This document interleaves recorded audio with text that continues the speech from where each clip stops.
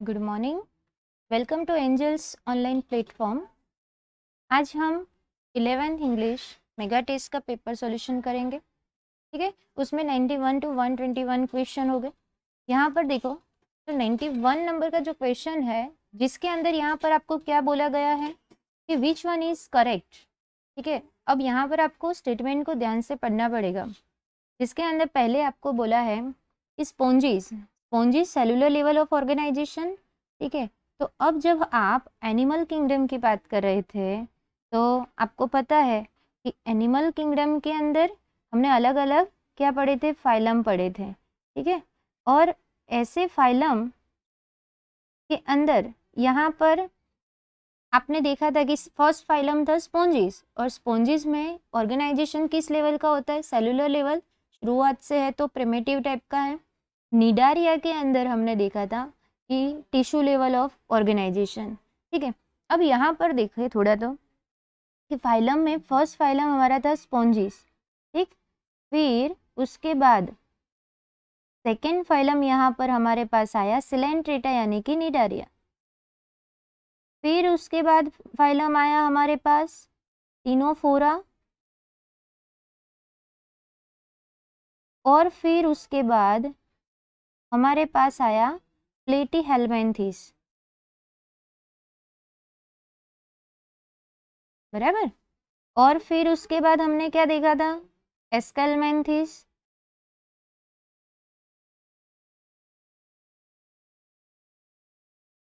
एस्केल्मेंथिस खत्म हुआ, उसके बाद आया कौन सा, क्योंकि वहां पर हमने कहा कि भाई हमारे पास एनिलिडा और उसके बाद अरेथ्रोपोडा, राइट। ऐसे करके 11 फाइलम हमने टोटल पढ़े थे। बराबर, अब यहाँ पर बात करें स्पॉन्जीज की, तो वो फर्स्ट फाइलम है, तो समझ में आता है कि यहाँ पर पूरा डेवलपमेंट नहीं हुआ। तो यहाँ पर कौन सा है, सेलुलर लेवल ऑफ ऑर्गेनाइजेशन। फिर निडारिया में हमने देखा कि निडारिया में किस लेवल का ऑर्गेनाइजेशन पाया गया, तो वहाँ पर आया था टिश्यू लेवल ऑफ ऑर्गेनाइजेशन।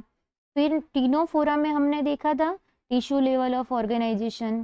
फिर प्लेटीहेल्मिन्थेस, एस्केल्मेंथिस, उन सब के अंदर तो प्लेटीहेल्मिन्थेस में ऑर्गन लेवल ऑफ ऑर्गेनाइजेशन आया, और फिर एस्केल्मेंथिस से अगर देखा तो हमने organ system level of organisation आया।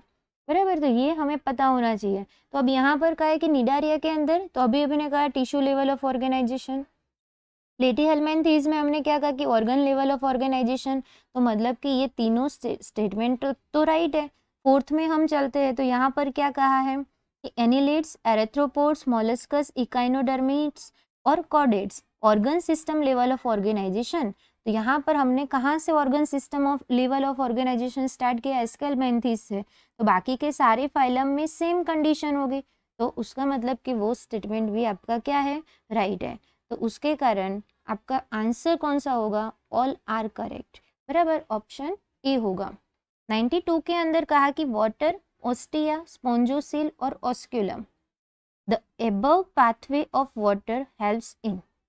बराबर, तो इनमें ये जो पूरा पाथवे बताया किसके अंदर प्रेजेंट है, पहले तो हमें ये पता होना चाहिए कि वाटर, ओस्टिया, स्पोंजोसिल और ऑस्क्यूलम, ये पाथवे किसके अंदर प्रेजेंट था, तो स्पोंजिस के अंदर, राइट। स्पोंजिस में हमने वाटर ट्रांसपोर्ट के लिए सिस्टम देखी थी। तो ये अब इन किस प्रोसेस के लिए हेल्प करता है, तो एक तो फूड गैदरिंग में हेल्प करेगा। बराबर, दूसरा रेस्पिरेटरी एक्सचेंज भी इसके थ्रू ही होगा, और वेस्ट रिमूवल भी इसके थ्रू होगा, कि यहाँ पर आपका आंसर क्या आ जाएगा, दिल्ली आ जाएगा। 93 के अंदर का कि polyps is cylindrical and sessile, it is seen इन। अब हमें पता है कि पॉलिप की बात हमने कहाँ पर की थी, तो पॉलिप की बात हमने करी थी निडारिया के अंदर, यानी कि सिलेंट्रेटा के अंदर। तो निडारिया या सिलेंट्रेटा, उसमें दो टाइप के बॉडी फॉर्म्स पाए जाएंगे। कौन कौन से बॉडी फॉर्म्स है, तो कि उसमें एक आता है पॉलिप और दूसरा आता है मेड्यूजा। बराबर, पॉलिप जो होता है वो सिलेंड्रिकल, मेड्यूजा होता है वो अम्ब्रेला लाइक होता है। तो यहाँ पर किसके अंदर प्रेजेंट था? एक तो हमें पता था कि हाइड्रा के अंदर होता है, बराबर। दूसरा किसके अंदर होता है? एडमेसिया के अंदर। इसीलिए यहाँ हमारा आंसर क्या आ जाएगा? बोथ ए एंड बी, यानी कि चेन्नई।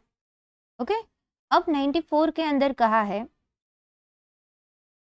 आपको बताया कि टैपवर्म्स। अब सबसे पहले जब ऑर्गेनिज्म का नाम बताते तो हमें तुरंत पता चलना चाहिए कि वो कौन से फाइलम में बिलोंग करता है, ठीक है। तो टैपवर्म जो होता है वो किसके अंदर था? तो कि यहाँ पर प्लेटीहेल्मिन्थेस के अंदर,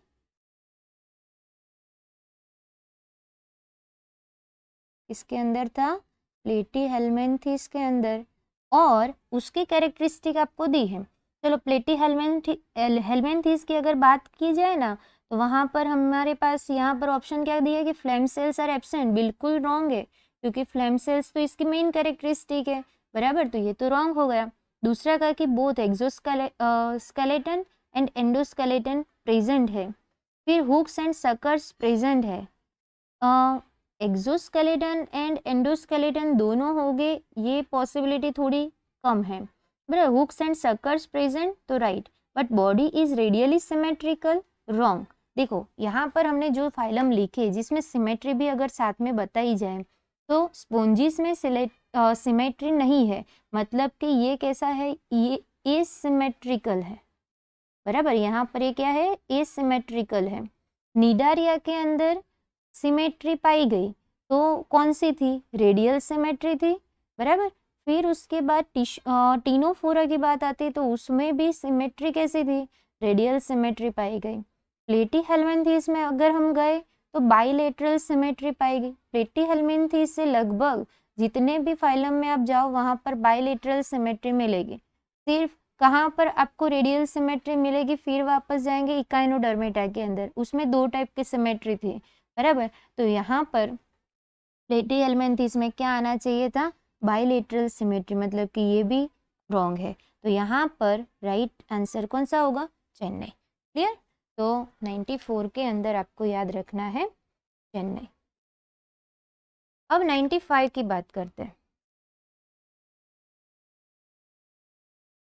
तो 95 के अंदर क्या कहा कि choose the correct option for flatworms. Okay,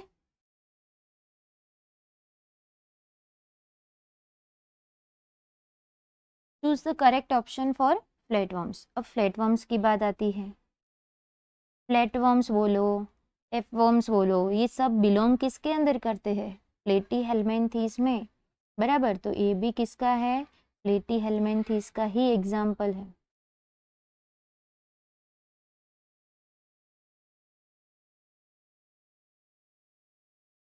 okay, अब इसमें ऑप्शन चेक करते हैं। तो क्या कहा है पहले कि flame cells are excretory organ and osmoregulatory है। तो यहाँ पर राइट है, फ्लेम सेल्स का फंक्शन क्या था? एक्सक्रिएशन और ऑस्मो रेगुलेशन। फिर उसके बाद क्या कहा है कि मोस्टली एंडोपैरासाइट्स है, तो राइट, क्योंकि प्लेटीहेल्मिन्थेस ही एक ऐसा है जिसमें एंडोपैरासाइट्स आपको ज़्यादा मिलते हैं, बराबर।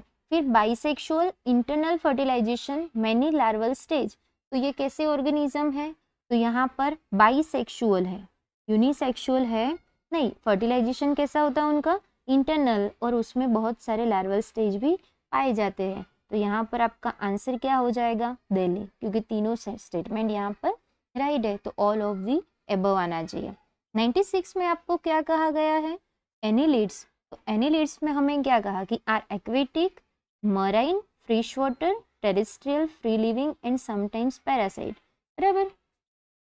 तो उन यहाँ पर आपको क्या करना है कि एनिलिड्स के अकॉर्डिंग जो स्टेटमेंट राइट है वो आपको बताने हैं, ठीक है। तो चलो, एनिलिड्स एक्वेटिक है, ओके। मराइन भी हो सकते हैं, फ्रेश वाटर भी हो सकते हैं, टेरेस्ट्रियल भी हो सकते हैं, फ्री लिविंग भी हो सकते हैं, कई बार पैरासाइट भी हो सकते हैं।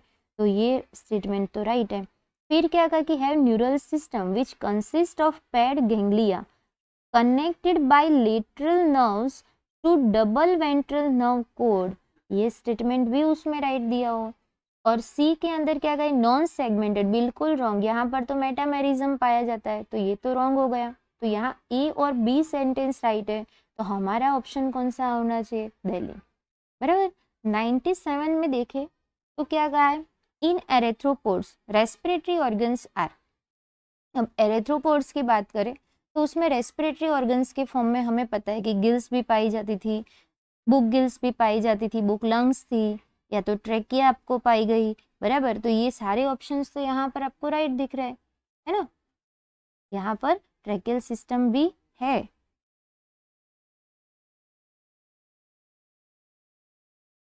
तो फिर 97 में हमारा आंसर आना चाहिए था क्या, दिल्ली, ऑल। ओके। फिर क्या कहा है कि द मेन 98 के अंदर देखिए, the main body parts common to all molluscs are the. सारे मोलस्कस में बॉडी पार्ट कॉमन होनी चाहिए, ठीक है। तब कौन से ऐसे हो सकते हैं, तो यहाँ पर देखा जाए तो मेन बॉडी पार्ट्स की बात की है ना, इसीलिए वहाँ पर हमें पता है कि फूट पाया जाता है, विसेरल हम्प पाया जाता है, बराबर, और मेंटल पाया जाता है। क्लियर, ये मेन बॉडी पार्ट्स हैं। तो इसीलिए यहाँ पर आपका आंसर कौन सा होना चाहिए, बॉम्बे। देखो यहाँ पर रेड्यूला है बट वो मेन बॉडी पार्ट्स में नहीं आता, यहाँ शेल है बट वो मेन बॉडी पार्ट्स नहीं कह सकते हम, ठीक है। इसीलिए यहाँ आंसर बॉम्बे। 99 की बात करें, एक्सक्रीटरी सिस्टम एब्सेंट, बराबर। फिर दूसरा कैरेक्टर का कि dioecious external fertilisation indirect development with free swimming larva, water vascular system is present, unsegmented body, complete digestive system with ventral mouth and anus on dorsal or upper side, तो the above characters are associated with animals of। अब इनमें से कौन से phylum में ये सारे characters पाए जाते हैं।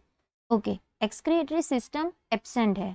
अब सबसे पहले ये आता है ना तो हमें तुरंत पता चल जाता है कि ये हेमिकोर्डेटा का होना चाहिए, ठीक है। यहाँ से हमें ऐसा पता चलता है ये किसका होना चाहिए, हेमिकोर्डेटा का। अब सेकेंड स्टेटमेंट चेक करते हैं, अगर इसकी पता यहाँ से तो हमें पता चला, वो डाउट क्लियर करना है। फिर आगे क्या कहेंगे कि कहा है डायसिस है, एक्सटर्नल फर्टिलाइजेशन है, indirect development with free swimming larva, इसी से भी पता तो चलता है। पर फिर भी आगे चले, वाटर वेस्कुलर सिस्टम आ गया तो उसका मेन कैरेक्टर, तो फिर वापस पता चला कि हेमिकोर्डेट है, अनसेगमेंटेड है, राइट है, बराबर। Completely digestive system with ventral mouth and anus on dorsal और अपर साइड, तो ये भी राइट है। तो उसका मतलब कि ये कैरेक्टर किसका है, हेमिकोर्डेटा का है, बराबर। फिर उसके बाद का कि which of the following traits is not shared by both the hemichordata and chordata. अब दोनों शेयर नहीं कर सकते इनमें से, तो फिर कौन सा ऐसा कैरेक्टर है, नोटोकॉर्ड, क्योंकि नोटोकॉर्ड ना तो हेमिकोर्डेटा में होता है ना तो कोर्डेटा में होता है। हेमिकोर्डेटा में उसकी जगह पर स्टोमोकॉर्ड होता है, बराबर, और कोर्डेटा में वर्टिब्रल कॉलम का फॉर्मेशन हो जाएगा। इसीलिए यहाँ पर आपका आंसर आ जाएगा अहमदाबाद। ओके, 101 की बात करते हैं तो 101 में आपको पूरा चार्ट दिया हुआ है, सब फाइलम वर्टिब्रेटा और सब। तो उसमें पूछा है कि यहाँ पर जो लेक्स हो, मतलब कि जो एब्सेंट है, बराबर। तो अब हमारे ऑप्शन को भी मैच करते हैं साथ में तो पता चले, बराबर। ओके चलो, तो जो एब्सेंट एग्ना था वो तो पता चलता है, बराबर। यहाँ पर हमें क्या पता चलता है कि एक ही जगह पर क्या आना चाहिए था, एग्ना था। ओके, अब उसमें क्लास कौन सा, बराबर, तो उसमें क्लास था साइक्लोस्टोमेटा, तो बी की जगह पर क्या आएगा, साइक्लोस्टोमेटा। अब सी के अंदर देखें कि ग्नेथोस्टोमेटा है जिसमें सुपर क्लास सी और डी कौन कौन से, तो जिसमें फिन्स प्रेजेंट है तो उन सबको हमने क्या नाम दिया था, पाइसिस नाम दिया था, बराबर ना। और जिसमें लिम्स प्रेजेंट है तो उसके अंदर हमने क्या कहा था, टेट्रापोडा, क्या कहा था, टेट्रापोडा। तो उसके अकॉर्डिंग हमारा आंसर कौन सा आना चाहिए था, तो हमारा आंसर हो जाएगा अहमदाबाद। ओके, अब आते हैं 102।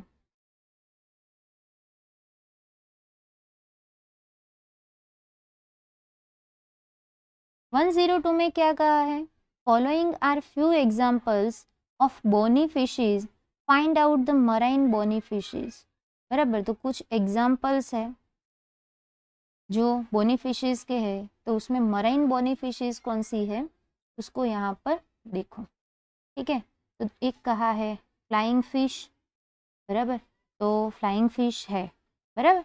अब फ्लाइंग फिश के लिए अगर आप देखो बोनी फिश के अंदर, तो उसका एक सेकंड नाम भी आपको दिया गया है, याद करो कि कौन सा ये सेकंड नाम है उसका, बोनी फिशीज का,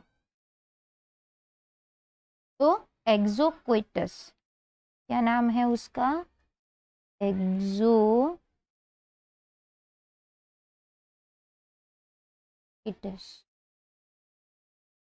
फिर दूसरा का है कि हिप्पोकैम्पस, जिसे हम सी हॉर्स बोलते हैं, वो भी मराइन बोनी फिशीज है। तो यहाँ पर आपका आंसर क्या होना चाहिए? ए और बी। अब डी क्यों नहीं आता, बराबर, तो उसमें चेक करते हैं।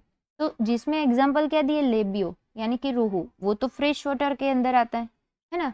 फिर उसके बाद कटला, वो भी फ्रेश वाटर में आता है। क्लेरियस, क्लेरियस किसके अंदर आता है?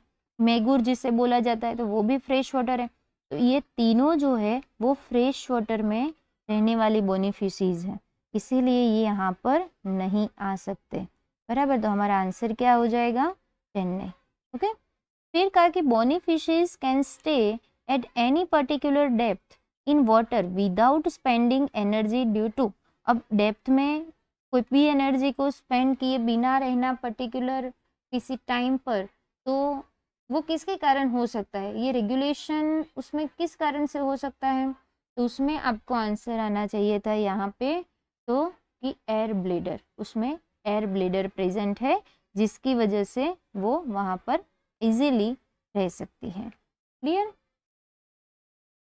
क्योंकि एयर ब्लेडर जो है वो क्या करते हैं, तो कि इनके अंदर जो बायोंसी है उसे रेगुलेट करते हैं,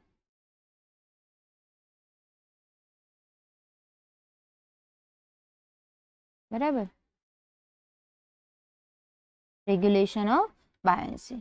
अब यहाँ पर कहा कि विच वन इज फॉल्स, यहाँ पर गलत कौन सा है, तो इसमें चेक करते हैं। चलो, तो फर्स्ट कहा है कि both cartilaginous and bony fishes are dioecious, बराबर, तो दोनों डायसियस है। Okay. Osteichthyes are mostly oviparous, यहाँ पर कहा है कि ऑस्टिक्थिस जो है वो मोस्टली ओविपेरस है, तो वो भी राइट है। फिर यहाँ पर कहा कि मेल कार्टिलेजिनस फिश हैज क्लेस्पर्स, तो यहाँ पर क्लेस्पर्स भी है। हमें क्या फाइंड करना था? रॉन्ग। अब सीधा पता चलता है कि डी आंसर आना चाहिए, पर चेक करते कि फीमेल कार्टिलेजिनस फिश हैज क्लेस्पर्स, तो बिल्कुल नहीं, मेल में प्रेजेंट होता है, बराबर। तो यहाँ पर आपका आंसर क्या हो जाएगा? दिल्ली। ओके। फिर उसके बाद 105, विच वन इज लिम्बलेस एम्फीबियन। हमने बार बार बताया था, एम्फीबिया पढ़ रहे थे वहाँ पर, कि लिम्बलेस एम्फीबियंस एक ही है, और वो कौन सा है? इक्थियोफिस है, बराबर। और यहाँ पर बाकी के एग्जाम्पल देखो, ब्यूफो, सैलामेंडर, रैना, वो उनके पास तो लिम्स है, बराबर, तो इसीलिए यहाँ पर दिल्ली। चलो 106 की बात करें, एम्फीबिया, उसके अकॉर्डिंग आपको आंसर देने, ठीक है। तो अब has body divisible into head and trunk. Okay, जब भी हमने फ्रॉग पढ़ा था तो वहां पर बताया था कि हेड और ट्रंक प्रेजेंट है। Tail is present in some amphibians, कुछ एम्फीबियंस में टेल प्रेजेंट है, बराबर, तो वो राइट है। तो respiration by gills, lungs and through skin, तो यहाँ पर गिल्स के थ्रू, लंग्स के थ्रू, स्किन के थ्रू रेस्पिरेशन होता है, तो राइट है। Scales in all its members, बराबर, तो उनमें स्केल्स प्रेजेंट है सारे मेंबर्स में, तो वो रॉन्ग, बिल्कुल सारे मेंबर्स में प्रेजेंट नहीं। और can lead dual life, aquatic and terrestrial, तो एक्वेटिक रीजन में भी रह सकते हैं, टेरेस्ट्रियल भी रह सकते हैं, इसीलिए तो उनको एम्फीबियंस बोला है। और हैज आईलिड्स, तो वो भी राइट है, बराबर। तो अब हमारे लिए ऑप्शन कौन सा होगा? तो देखो, पहले में कहा कि ऑल आर करेक्ट, बिल्कुल रॉन्ग, क्योंकि हमारे पास थर्ड नंबर का जो स्टेटमेंट है वो रॉन्ग है। फिर 1 एंड 4 आर करेक्ट, बराबर, पर सिर्फ 1 एंड 4 ओनली करेक्ट नहीं है, बराबर, उसके अलावा भी है। ओनली 3 इज रॉन्ग, तो यहाँ पर देख सकते हैं कि 3 रॉन्ग है। ओके, तो ओनली 3 इज रॉन्ग। ओके। 107 में कहा है कि reptiles and Aves show similarities in all except. अब रेप्टाइल्स जो है, एव्स जो है, उनमें सिमिलैरिटीज किसके अलावा नहीं, सारी सिमिलैरिटीज पाई गई, बराबर। तो उसके अंदर सबसे पहले कहा कि डायसियस फॉर्म्स, बराबर, ये तो ठीक है कि डायसियस फॉर्म है, पर इनमें कोई एक्सेप्शन नहीं था, सारे ऐसे ही थे। फिर ओविपेरस भी थे, इंटरनल फर्टिलाइजेशन भी सब में था। फिर क्रीपिंग एंड क्रॉलिंग लोकोमोशन जो है वो रेप्टाइल्स और एव्स दोनों शो नहीं कर सकते, क्योंकि एव्स जो है वो तो फ्लाइंग करेंगे, क्रॉलिंग क्रीपिंग नहीं कर सकते, तो वो रॉन्ग हो जाएगा, बराबर। तो इसके अलावा बाकी सारी सिमिलरिटीज पाई जाती है। अब ऊपर देखे थोड़ा 108 के ऊपर, इसमें क्या है, फर्स्ट स्टेटमेंट क्या कहा है, body is covered by dry and cornified skin, epidermal scales और स्क्रूज, बराबर। तो यहाँ पर ड्राई एंड कॉनिफाइड स्किन पाई जाती है, बराबर, ये स्टेटमेंट राइट है, पर ये रेप्टाइल्स को लगता है ना। फिर दूसरा स्टेटमेंट चेक करते हैं कि नो एक्सटर्नल ईयर, तो रेप्टाइल्स में कोई एक्सटर्नल ईयर नहीं पाया गया। क्रोलिंग एंड क्रीपिंग हैबिट, तो वो भी रेप्टाइल्स के अंदर था। 3 चैम्बर्ड हार्ट, वो भी रेप्टाइल्स में था, बराबर। तो ये सारे कैरेक्टर किसके हैं, तो कि रेप्टाइल के, बराबर।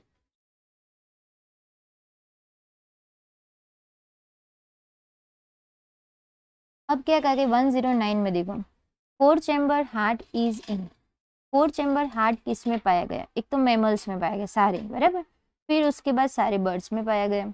और अगर हम रेप्टाइल्स की तरफ जाते आगे की तरफ, तो वहां पर सिर्फ क्रोकोडाइल था जिसके पास 4 चैम्बर हार्ट था, बराबर। तो यहाँ पर आपका आंसर क्या आना चाहिए, बॉम्बे, ओके। फिर 110, विच वन इज फ्लाइटलेस बर्ड, बराबर। तो यहाँ पर फ्लाइटलेस बर्ड कौन सा है, स्ट्रूथ ऑस्ट्रिच, पेंगुइन, बोथ या सिटैक्युला, तो दोनों आते। पेंगुइन भी नहीं फ्लाइट कर सकता, ऑस्ट्रिच जो है वो भी जल्दी से फ्लाइंग नहीं कर सकता, बराबर। तो इसीलिए यहाँ पर आपका आंसर क्या आएगा, बोथ।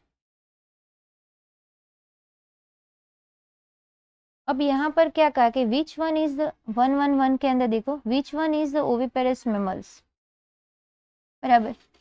ओविपेरस कौन सा है, तो यहाँ पर कहा कि एक तो कांगारू, वो तो मेमल में है और वो विविपेरस है।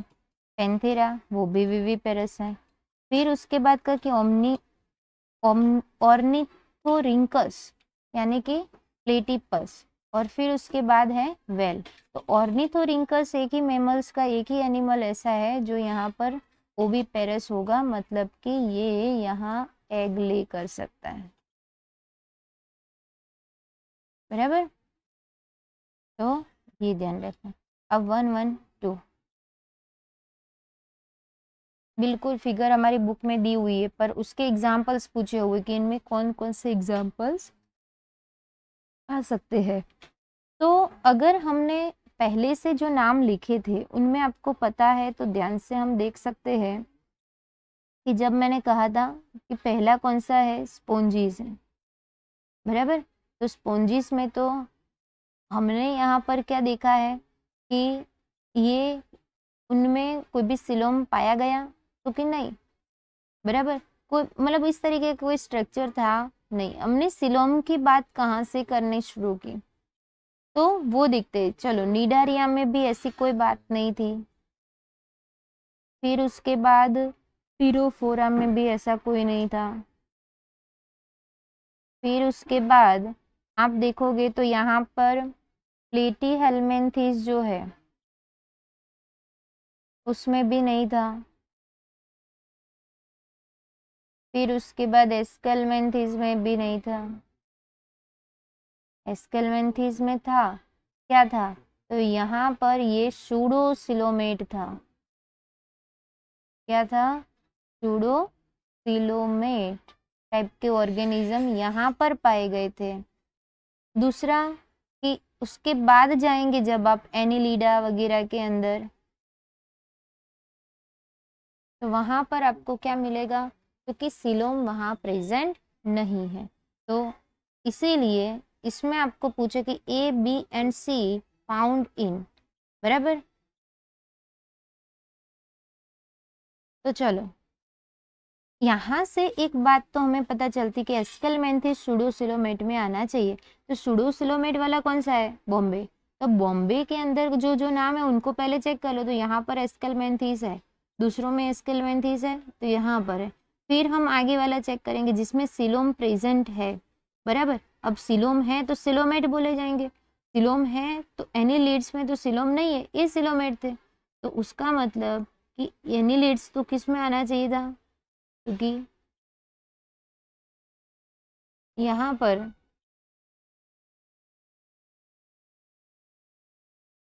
और लास्ट में सी में आपको क्या कहा है कि ये ए सिलोमेट है, बराबर।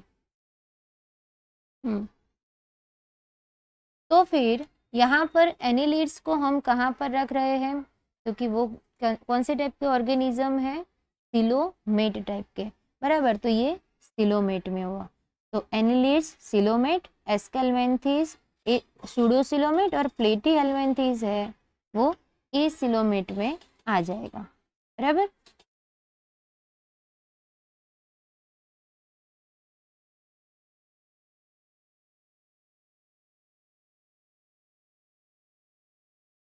तो इसके अकॉर्डिंग आपका आंसर यहाँ पर क्या आना चाहिए? अहमदाबाद। ओके, फिर उसके बाद का कि विच one of the following animals is correctly matched with its particular taxonomic category. अब पर्टिकुलर टेक्सोनोमिक कैटेगरी के साथ में करेक्टली मैच है, तो जिसमें पहले कहा आपको कि टाइगर, सामने टाइग्रिस और यहाँ पर स्पीसीज दी हुई। अब टाइगर का अगर आप साइंटिफिक नेम देखो तो आपको फर्स्ट चैप्टर के अंदर आपने पढ़ा था कि उसका साइंटिफिक नेम क्या होता है। तो हमने कहा था कि टाइगर का साइंटिफिक नेम है पैंथेरा टाइग्रिस। क्या है? पैंथेरा टाइग्रिस, जिसमें टाइग्रिस क्या है? स्पीसीज, पैंथेरा क्या है? जीनस, बराबर। तो टाइग्रिस स्पीसीज है, तो ये तो राइट हो गया। फिर भी आगे चेक करते हैं। कटल फिश मोलस्का के क्लास में, मोलस्का कोई क्लास नहीं है, ये ध्यान रखना। मोलस्का जो है वो फाइलम है। ह्यूमन प्राइमेटा फैमिली, बिल्कुल रॉन्ग। यू हाउस फ्लाई मस्का और उसका ऑर्डर है मस्का, वो भी नहीं, बराबर। हाउस फ्लाई का ऑर्डर मस्का नहीं, बराबर। तो ये यहाँ पर क्या आना चाहिए था? क्योंकि ऑप्शन ए। ओके, फिर उसके बाद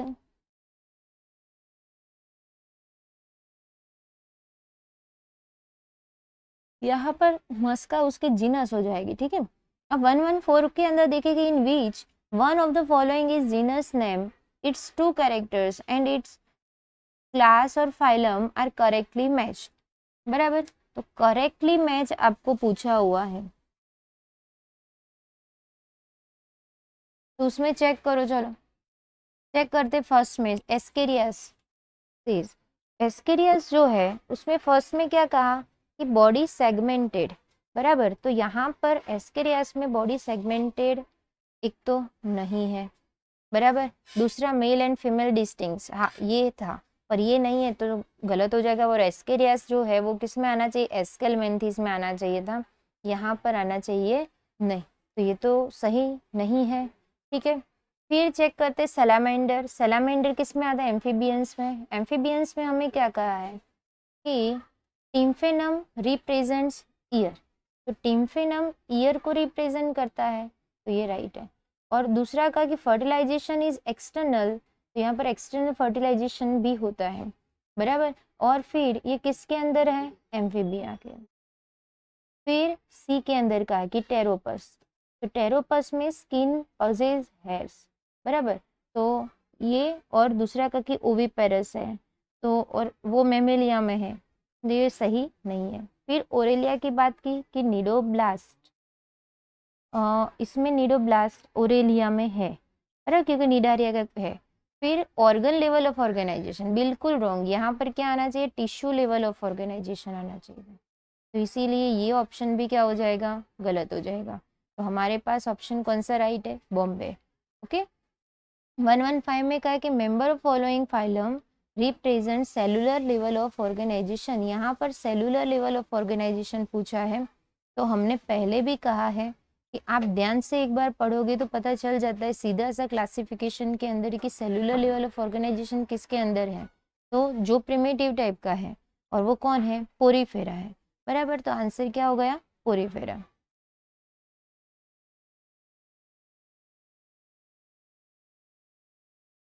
फिर उसके बाद कहा कि the organisms belonging following phylum are coelomate. अब यहाँ पर जो ऑर्गेनिजम्स है वो सिलोमेट कौन कौन से हैं वो चेक करना है, ठीक है। तो सिलोमेट ऑर्गेनिज्म में कौन कौन से ऑर्गेनिज्म आते हैं, तो स्केलमेंथिस में तो क्या आता है, सूडोसिलोमेट आता है।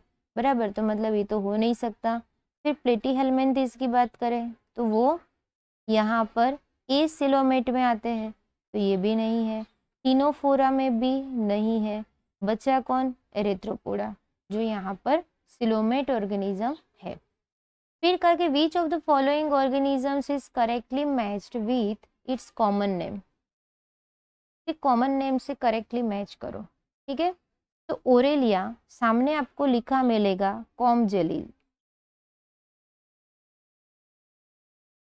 क्या है, कॉम्ब जेली। तो ओरेलिया को कॉम जेली बोलते हैं हम, बिल्कुल नहीं, वो तो टिनोफोरा में था। फिर एडमेसिया सी एनीमोन बोलते हैं, वो राइट है। एनसाइक्लोस्टोमेटा पिनवर्म नहीं। एप्लासिया सी माउस वो भी नहीं। तो यहाँ पर आंसर कौन सा है, Bombay. 118 in chordates the notochord is, notochord कैसी है, मीजोडर्मल इन ओरिजिन और डोर्सल टू नर्व कॉर्ड। बराबर, तो इसमें आएगा Ahmedabad. One of the representatives of phylum arthropoda is, तो फाइलम एरेथ्रोपोडा को रिप्रेजेंट कौन कर रहा है, silver fish, flying fish, cuttle fish. बराबर, ये सब तो नहीं कर रहे, कौन कर रहा है, लिम्यूलस। याद आया, लिम्यूलस था वो। यहाँ पर आपने अगर एरेथ्रोपोडा में पढ़ा हो तो लोकस्ट और लिम्यूलस दो नाम थे, लिविंग फॉसिल्स के फॉर्म में होता है लिम्यूलस जो होता है वो।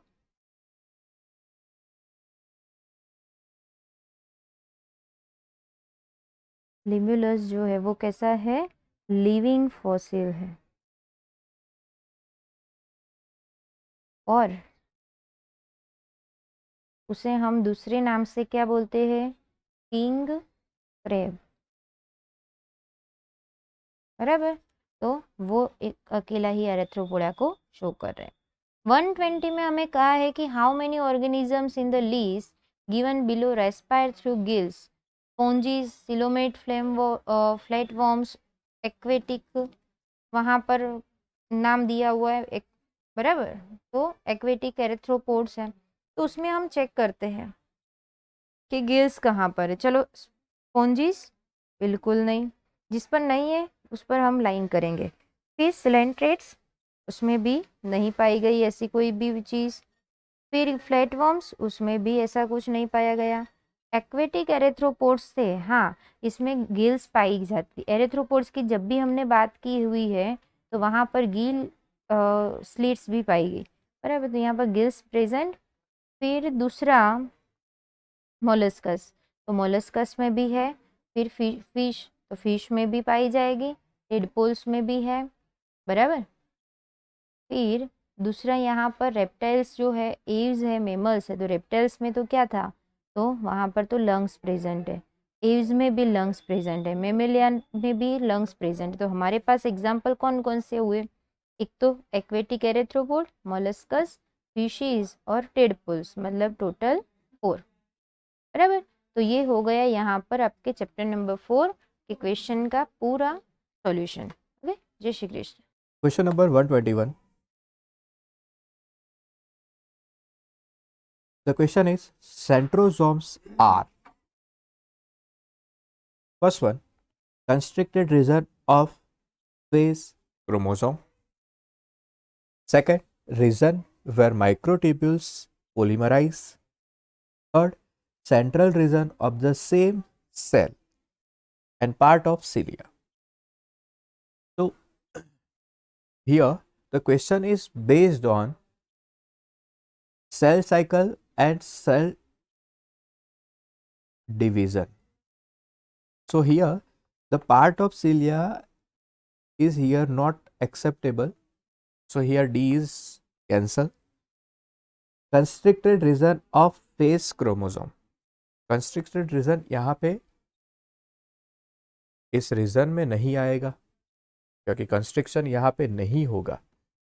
तो सेंट्रोसोम्स जो है वो किस लिए रिस्पॉन्सिबल है, माइक्रोट्यूब्यूल को फॉर्म करने के लिए। तो एक ऐसा रीजन जहाँ पे माइक्रोट्यूब्यूल्स जो होते हैं वो पॉलीमराइज हो गए, ठीक है, और काइनेटोकोर से यानी कि सेल क्रोमोसोम के काइनेटोकोर से क्या हो गए, अटैच्ड हो गए। तो फॉर अटैचमेंट पॉलीमराइजेशन प्रोसेस करनी पड़ेगी, और पॉलीमराइजेशन प्रोसेस के लिए माइक्रोट्यूब्यूल्स जो हो गए वो सेंट्रोमियर की पोजीशन के अकॉर्डिंग क्या हो गए, तो पॉलीमराइज हो गए। तो यहाँ पे एक ही पोर्शन जो है वो सेट हो रहा है। क्वेश्चन नंबर 121 में answer is B, Bombay. Question number 122, mature nerve cell are incapable of cell division. Mature nerve cells are incapable of cell division. These cells are probably in. यहाँ पे मैच्योर सेल्स जो होते हैं, question ये है कि mature nerve sales जो होते हैं वो सेल डिवीजन नहीं करते, उसके पीछे का मेन रीज़न क्या होगा। तो जब ऐसे सेल के जो रिक्वायरमेंट के बेसिस पर डिवाइड होते हैं, क्वेश्चन नंबर 122 में दो सेल विच एंटर और विच proliferate the cell cycle or cell division is based on requirement. If it is required the division, then it is possible to there. तो यहाँ पे जो सेल डिवाइड नहीं हुए जैसे कि 9 सेल्स है वो G0 सेल से निकल के, यानी जो पूरी प्रोसेस जो है वो G1 S, G2 और M डिवीजन, M डिवीजन से सेल जो है वो G1 सेल में कन्वर्ट होगा, और G1 से वो डिवाइड होके वापस से कौन से फेज में आ जाएगा, G0 फेज में। ओके, तो यहाँ पे इंटरमीडिएट फेज कौन सा रहेगा, G1। तो mature nerve cell are incapable of cell division, this cells are probably in G1, क्योंकि उन्होंने पहले ही G1 फेज तो कंप्लीट कर चुके थे, और G1 कंप्लीट करके कहाँ पे आए थे, तो G0 फेज में। Question number 123, during meiosis process के टाइम पर सिस्टर क्रोमेटिड सेपरेट ड्यूरिंग। तो मियोसिस प्रोसेस के अंदर सिस्टर क्रोमेटिड सेपरेट कब हो गए, तो मियोसिस 1 और मियोसिस 2 की बात की है यहाँ पे।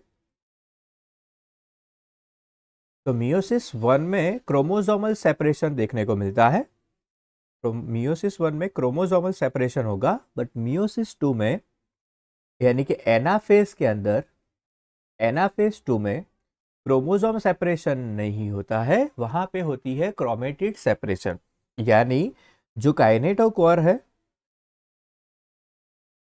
वहां से दो क्रोमेटिन क्या हो गए, सेपरेट हो गए, ठीक है। तो जो सेपरेशन होगा वो किस में होगा, एनाफेज 2 में। 124, chromatin condense to form discrete visible chromosome. तो ऑब्वियसली वो माइक्रोस्कोप में विजिबल कब होते हैं, तो ड्यूरिंग प्रोफेज। सिंपल सी लाइन है बेटा एनसीईआरटी की। Question number 125, the number of chromosome is reduce to half during, यानी सपोज मान लीजिए कि क्रोमोसोम नंबर जो है वो 24 है, यानी टोटल नंबर ऑफ क्रोमोसोम 46 है। अब क्रोमोसोम रिड्यूस कब हो गए, रिड्यूस होना मतलब इसका हाफ होना, 23 क्रोमोसोम होना। तो ये रिडक्शन प्रोसेस जो है वो क्या थी, तो कि मियोसिस प्रोसेस थी। रिडक्शनल डिवीजन कहा जाता है मियोसिस प्रोसेस को। तो रिडक्शनल डिवीजन के अंदर meiosis 1, meiosis 2 fertilisation, anaphase of mitosis and meiosis है, ठीक है। तो number of chromosome is reduce to half कब होते हैं? तो मियोसिस प्रोसेस 1 में, क्योंकि आपको पता ही है कि 2n में से 2n सेल फॉर्म होते हैं। 126 which of the following phase of cell cycle is not a part of interphase? तो यहाँ पे आपको 4 फेज दिए, M, G1, S और G2। कौन सा ये चारों में से इंटरफेज का पार्ट नहीं है? तो इंटरफेज में G1, S और G2 ये तीनों तो होते ही है, बट M फेज जो है वो डिवीजन का फेज है, सेल डिवीजन का फेज है, इसलिए इसमें आंसर आएगा A, Ahmedabad. Next question number 127 which of the following is not true? यहाँ पे आपको फाइंड आउट करना है कि ट्रू कौन सा नहीं है। ट्रू फॉर सिस्टर क्रोमेटिड, तो they are arise by replication during S phase. They are arise by replication during S phase. तो सिस्टर क्रोमेटिड जो है उसमें आपको क्या देखने को मिलता है? तो एस फेज के अंदर डीएनए का रेप्लिकेशन होता है।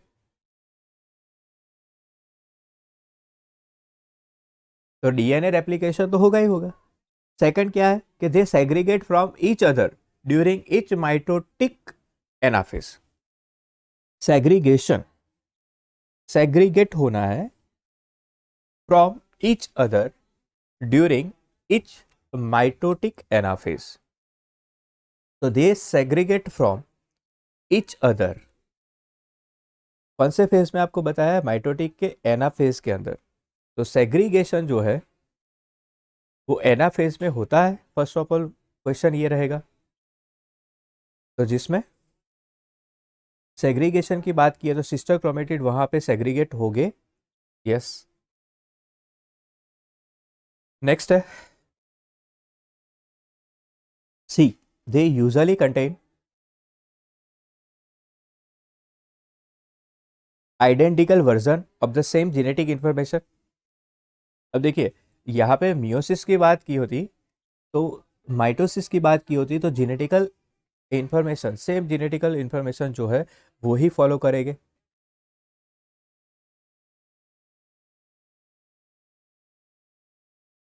तो ये भी सही रहेगा।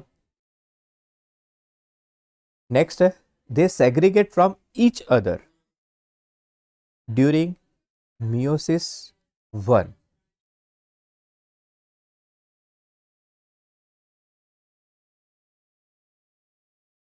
सेग्रीगेशन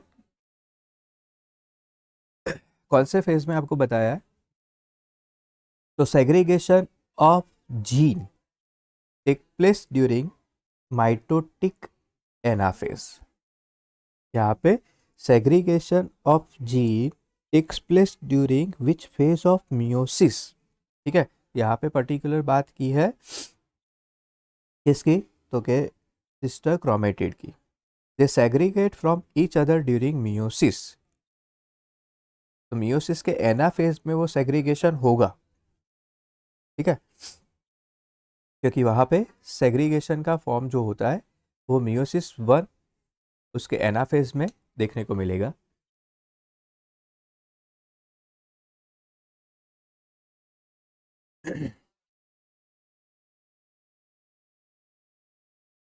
तो आपको पहले सेग्रीगेट इसका मतलब भी तो पता होना चाहिए ना। सेग्रीगेट का मतलब होगा separation,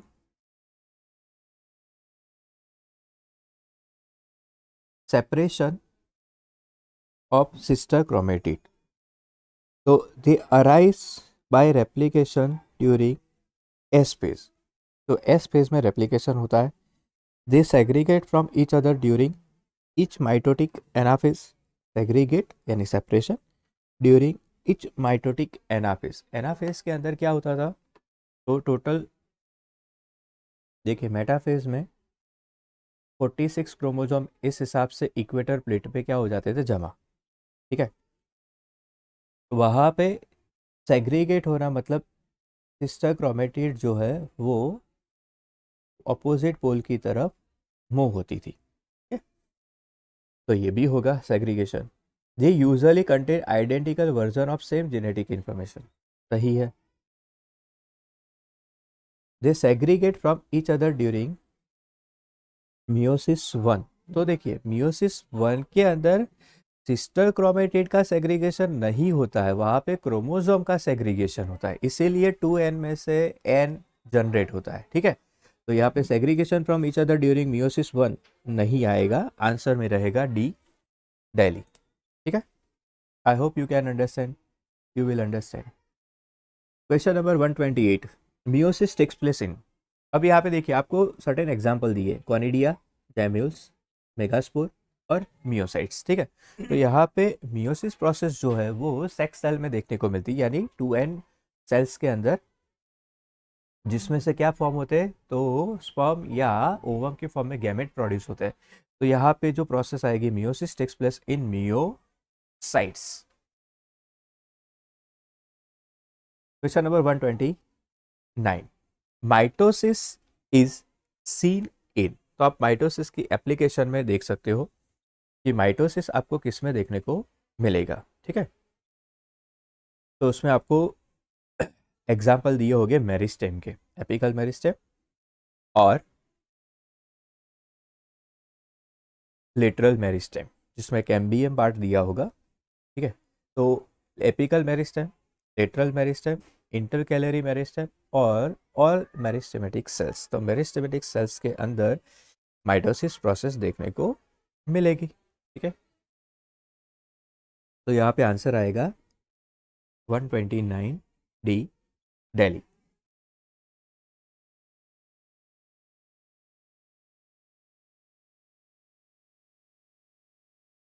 next question 130, crossing is an enzyme mediated process, obviously crossing process के अंदर जीन बैलेंस होते, जीन एक्सचेंज होते थे, तो वो प्रोसेस जो है वो किसके थ्रू होती थी, तो रिकॉम्बिनेशन नॉड्यूल के थ्रू, यानी वहाँ पे एंजाइम कौन सा आएगा, रिकॉम्बिनेस।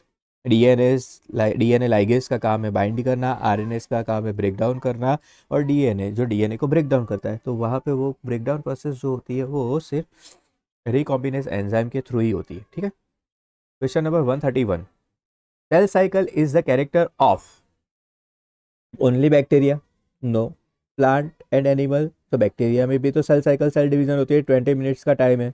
प्लांट और एनिमल में भी उसके हिसाब से टाइम दिया है, जैसे कि ह्यूमन के अंदर 24 आवर्स का दिया हुआ है, और प्रोटिस्टा में भी सेल डिवीजन देखने को मिलेगा, यानी तीनों ही, सारे ही ऑर्गेनिज्म में सेल साइकिल और सेल डिवीजन प्रोसेस होती है।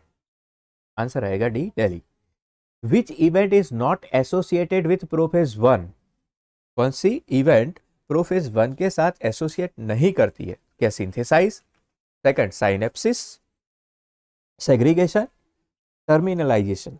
तो देखिए यहाँ पे विच इवेंट, साइनेप्सिस, यानी वो तो प्रोफेज में आ ही जाएगा कि होमोजाइगस होमोलोगस क्रोमोसोम के बीच में साइनेप्सिस होती है।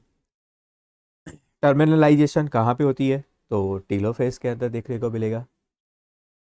सिंथेसाइज, सिंथेसिस प्रोसेस जो होती है, सिंथेसाइज प्रोसेस प्रोफेज वन में, सेग्रीगेशन, ठीक है।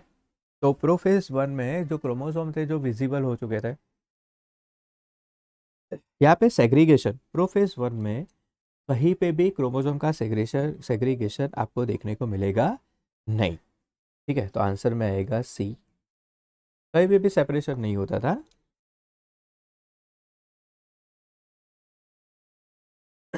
तो आंसर में क्या रहेगा बेटा, यहाँ पे वापस से, which event is not associated with prophase one, कौन सी इवेंट प्रोफेज वन के साथ एसोसिएट नहीं करती है, ठीक है। तो वहाँ पे कोई भी प्रोसेस रेप्लिकेशन नहीं होता है, ठीक है।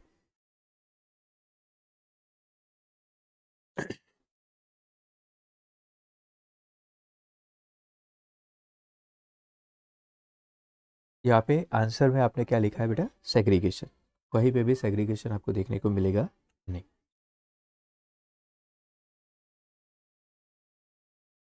Question number 133, a cell cycle include interface,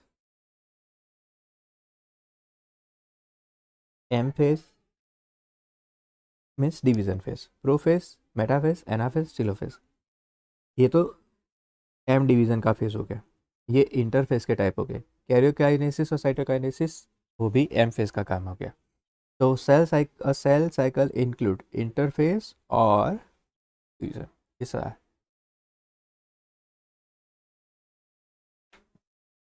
question number 134, which one is false about जीवन फेज। जीवन फेज के लिए इसमें से कौन सा गलत है? तो इट कम्स बिटवीन एम और एस फेज। तो सेल साइकिल आपको पता ही है, ठीक है। G1, S, G2 और M। तो G1 फेज जो है वो M और S के बीच में आता है। Yes, it in it cell are metabolically active and continuous grow. G1 phase में प्रोटीन सिंथेसिस होता है, यानी मेटाबॉलिकली एक्टिव होगा, कंटिन्यूस ग्रो होगा। ये भी सही है। आगे, इट इज प्री सिंथेटिक और post synthetic phase. G1 phase जो है इसको प्री डीएनए सिंथेटिक फेज कहा जाता है, यानी प्री रेप्लिकेटिंग एज कहा जाता है। सही है। और D, in this phase DNA replicate. तो जीवन फेज में कभी भी डीएनए रेप्लिकेशन नहीं होता है, तो यहाँ पे आंसर आएगा D, Delhi. 135, which one is false statement about G2 phase. G2 phase के लिए क्या फॉल्स होगा? तो G2 फेज में पोस्ट एस और pre M phase. G2 phase जो है वो प्री एम फेज के लिए होगा और पोस्ट एस फेज के लिए। सही है। In this phase, cell has quantity of DNA in each cell is 4 if the DNA is G1 phase 2C। सही है कि अगर डीएनए का कंसंट्रेशन G1 फेज में 2C है तो वो S फेज के दौरान 4C हो जाएगा। In it G0 residue resides. G2 phase के कहीं पे भी G0 फेज नहीं आएगा, क्योंकि G1 फेज जो है वो तुरंत ही G0 फेज में, अगर सेल को डिवीजन नहीं करना है तो G1 फेज के तुरंत बाद वो चला जाएगा G0 फेज में। वो कभी भी G2 फेज में नहीं आता है। और प्रोटीन लाइक ट्यूबुलिन वो तो फॉर्म होता ही है। तो ए, बी और डी तीनों ही देखने को मिलेगा, सी नहीं होगा। तो आंसर आएगा सी।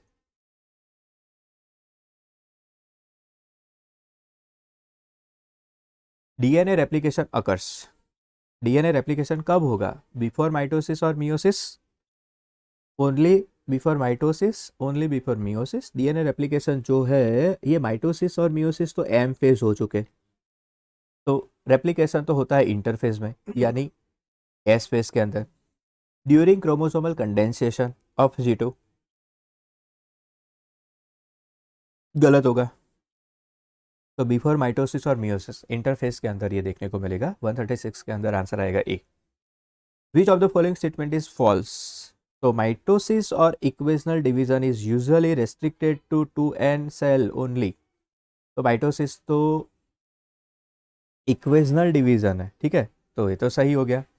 इन onion cell 2n is diploid cell. सही है। Growth and reproduction are characteristics of cell indeed of all living organism. Correct. In plant, meristematic tissue show meiosis. तो मेरिस्टेमेटिक टिश्यू जो है मियोसिस नहीं, माइटोसिस फॉलो करेगा। तो इसमें आंसर में आएगा डी। 137 में आंसर आएगा D, Delhi. Next text book की लाइन है बेटा 138 में, at metaphase of mitosis each chromosome consist of. तो हर एक क्रोमोसोम के पास दो सिस्टर क्रोमेटिड होती है। एक क्रोमोसोम के अंदर दो सेंट्रोमियर होते हैं, सॉरी, एक क्रोमोसोम के अंदर एक से सेंट्रोमियर होते हैं। तो फर्स्ट में आएगा 2,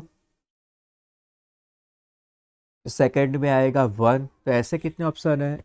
ए, चलो बी और सी डायरेक्टली कैंसिल, ए और डी के ऊपर देखना है। तो दो सिस्टर क्रोमेटिड हो गई और एक क्रोमोसोम के अंदर एक सेंट्रोमियर हो गया। चलिए सही है। आगे काइनेटोकोर, तो एक क्रोमोसोम होगा तो दो काइनेटोकोर हो गए। तो 2 ये भी है, यहाँ पे भी है। लास्ट में डैश मोलिक्यूल ऑफ डीएनए, तो सिंगल यूनिट ऑफ डीएनए, तो यहाँ पे आएगा 1, तो आंसर में रहेगा D, Delhi. Done. 139,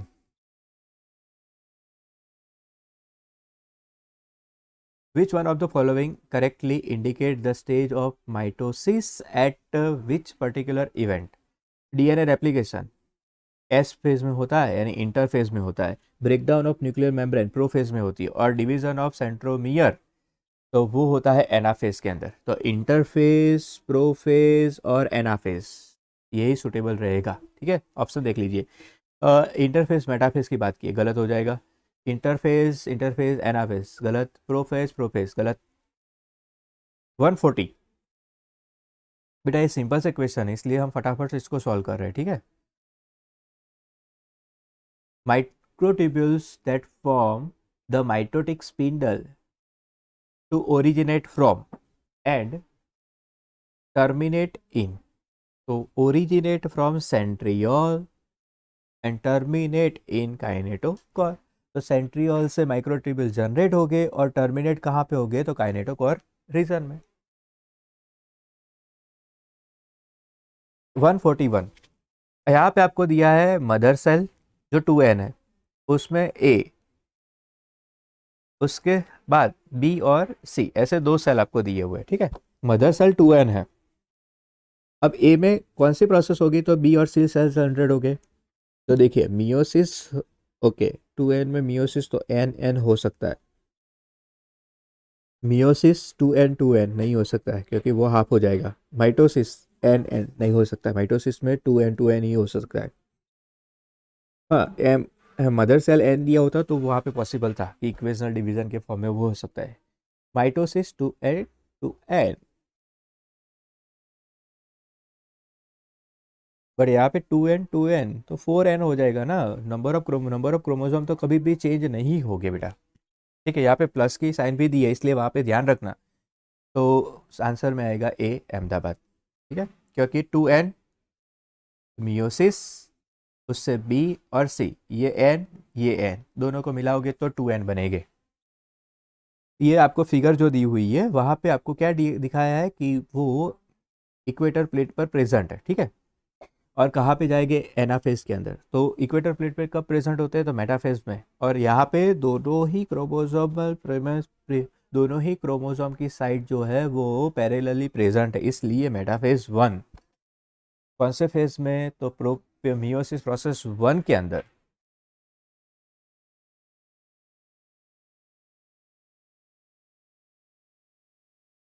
question number 143, number of chromatid at metaphase is. Number of chromatid at metaphase, metaphase की बात की है कि नंबर ऑफ क्रोमेटिड कितने हो गए, तो 2 हो गए माइटोसिस पे और 1 होगा मियोसिस पे।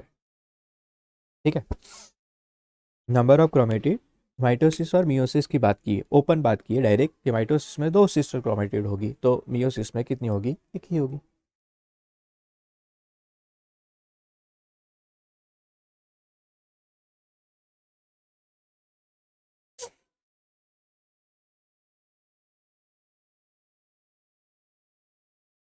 वन 144 एक्स, वाई और जेड, एक्स, G1, S और G2, तो X1, G1, S और G2, आंसर आएगा ये।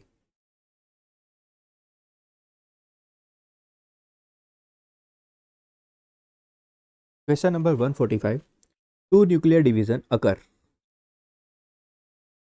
During meiosis. तो मियोसिस में मियोसिस 1 और मियोसिस 2 के दौरान न्यूक्लियस में 2 बार डिवीजन होता है। ठीक है, मियोसिस रिड्यूस क्रोमोसोम नंबर, तो मियोसिस के दौरान क्रोमोसोम नंबर हाफ भी होते हैं। एंड इंट्रोड्यूस जेनेटिक वेरिएशन, तो प्रोफेज 1 में जेनेटिक वेरिएशन भी होता है। विच of the following event does not during prophase 1, आपको यहाँ पे प्रोफेज 1 में कौन सी इवेंट नहीं होती है वो फाइंड आउट करनी है। Crossing over between homologous chromosome होता है, पेयरिंग ऑफ होमोलोगस क्रोमोसोम होती है, disintegration of spindle fibre disintegration of spindle fibre नहीं होगा, स्पिंडल फाइबर फॉर्मेशन होगा। सही है। तो यहाँ पे कौन सा नहीं होता है? तो disintegration of spindle fibre, C. Question number 146, meiosis takes place in production of gamete, reduction in number of chromosome और introduction of variation. Genetic variation होता है, रिडक्शन होता है नंबर ऑफ क्रोमोसोम में, और गैमेट भी प्रोड्यूस करते हैं, क्योंकि स्पर्म सेल और जाइगोट में ही देखने को मिले, मीन्स ओवम में ही देखने को मिलेगा। तो ऑल ऑफ दी अबव। 146 के अंदर D Delhi. 147, read the following statement.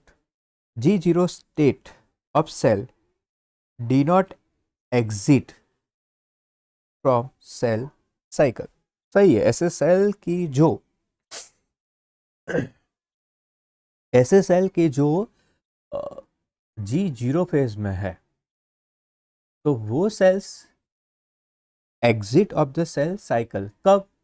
क्योंकि G0 जो है वो तो मेटाबॉलिकली एक्टिव स्टेज है, बट कैसा है? इनएक्टिव स्टेट बताया गया है। ठीक है।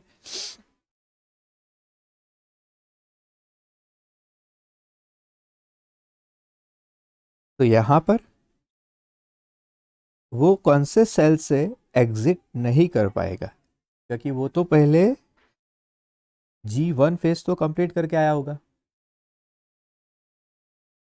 वो वापस से G1 फेज में एंट्री नहीं कर सकता है।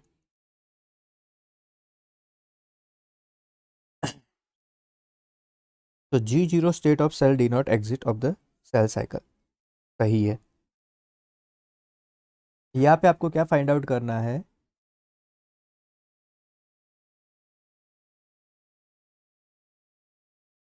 तो करेक्ट फाइंड आउट करना है। ठीक है, सही हुआ first one. The two chromatid of metaphase chromosome represent replicated chromosome of to be separated at anaphase. तो सेपरेशन एनाफेज में होता ही है। ठीक है, जो रेप्लिकेटेड हुआ है एस फेज के दौरान, उसका सेपरेशन ये फेज में होगा। DNA polymerase is active in S phase. तो एस डीएनए पॉलीमरेज जो है वो पॉलीमराइजेशन प्रोसेस के लिए रिस्पॉन्सिबल है, इसलिए एस फेज के दौरान रेप्लिकेशन होता है तो वो कौन से एंजाइम की प्रेजेंस पे? डीएनए पॉलीमरेज की प्रेजेंस पे। RNA polymerase is active through out interface. सही है, क्योंकि एस G1 एस और G2 तीनों में ही प्रोटीन का सिंथेसिस होता ही है, तो प्रोटीन सिंथेसिस के लिए ये रिस्पॉन्सिबल है आरएनए पॉलीमरेज। तो चारों ही स्टेटमेंट सही है, तो आंसर में आएगा बी, बॉम्बे। आपको यहाँ पे 148 के अंदर रॉन्ग फाइंड आउट करना है। तो रॉन्ग फाइंड आउट करना है मियोसिस के अंदर। तो it lead to formation of sister chromatid, it occur in diploid cell, it occur in haploid cell, और it occur by splitting of centromere, separation of sister chromatid. देखिए, sister chromatid का separation होगा तो diploid cell में होता है। ठीक है, मियोसिस प्रोसेस, क्योंकि वहाँ पे नंबर ऑफ क्रोमोसोम रिडक्शन हो गई और lead to formation of sister chromatid. सही है। ठीक है, बट यहाँ पे हैप्लॉइड सेल में मियोटिक प्रोसेस देखने को मिलेगी नहीं, तो आंसर में आएगा सी, एन, क्योंकि वहाँ पे डबल 2n नंबरों में ही सेल होने चाहिए। 149, सेल साइकिल का चेक पॉइंट जहाँ पे डीएनए डैमेज हुआ है या नहीं, वो चेक करना है आपको। ठीक है, तो डीएनए से सिंथेसिस हुआ एस फेज के अंदर, तो G1 और S, G2 और S, G2 और M, यहाँ पे तो ये तो एस फेज के बाद का पोर्शन आ गया। G0 एंड G1 ये ऐसे सेल्स की जो रिक्वायरमेंट के बेसिस पर ही रेप्लिकेट होते हैं, यानी सेल साइकिल में आते हैं। रहे G1S और G2S। ठीक है, तो देखिए एस फेज के दौरान डीएनए का रेप्लिकेशन हुआ है। तो यहाँ पे आपको क्वेश्चन है कि at which cell cycle checkpoint is the cell cycle halted if the cell DNA is damage. तो वो रिकवर कहाँ पे होगा, कौन से सेल पे होगा? तो G1 और एस फेज के दौरान। ठीक है, क्योंकि डीएनए का कितना पोर्शन डैमेज हुआ है तो वो आगे का फेज जो है वो कंप्लीट कर ही नहीं पाएगा। तो क्वेश्चन क्या था कि at which cell cycle checkpoint is the cell cycle halted if the cell is cell's DNA is damaged। तो वहाँ पे जो चेक पॉइंट होगा वो G1 फेज में आएगा, ठीक है, क्योंकि रेगुलेशन जो है वो इनएडिकेट अमाउंट में होता है क्योंकि डीएनए रेप्लिकेट होता है एस फेज के दौरान। तो अगर G1 फेज में ही वो डैमेज है तो जी एस फेज में जाएगा ही नहीं। तो G1 S mention 150 mention the DNA content of the cell at S prophase 1 prophase 2 and meiocytes, ठीक है। मियोसिस प्रोसेस है उसमें एस फेज के अंदर डीएनए का कंटेंट प्रोफेज और प्रोफेज 2 में डीएनए का कंटेंट हमें देखना है। तो एस फेज के दौरान डीएनए रेप्लिकेट हो गया है तो यहाँ पे सी ऑप्शन देखिए, 2C में से 4C बन गया। अब उसमें प्रोफेज 1 में एन एन हो चुका है तो हाफ हाफ हो गया 2C। अब प्रोफेज 2 जो है वो इक्वेशनल डिवीजन है, ठीक है। प्रोफेज 1 इक्वेशनल डिवीजन है यानी जितना होगा उतना ही रहेगा। तो यहाँ पे 2C का कंसंट्रेशन है तो 2C ही रहेगा। तो 150 के अंदर आंसर रहेगा सी, चेन्नई। क्लियर यहाँ तक? Okay, question number 155।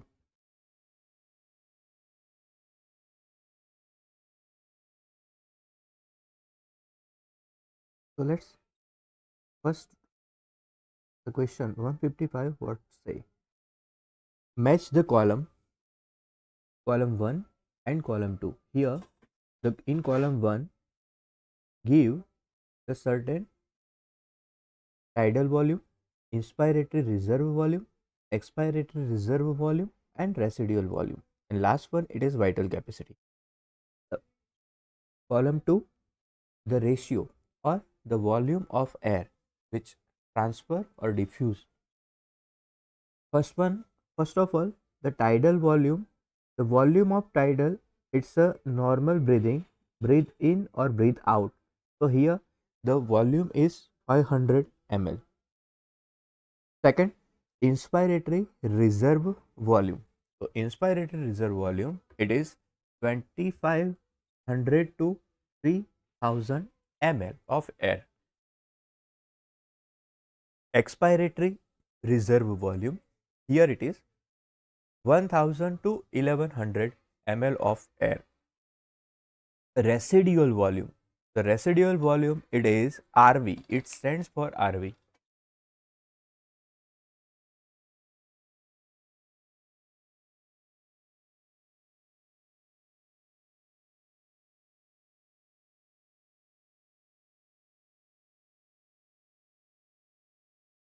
So the vital residual volume RV it is 1200 ml, 1100 to 1200 ml.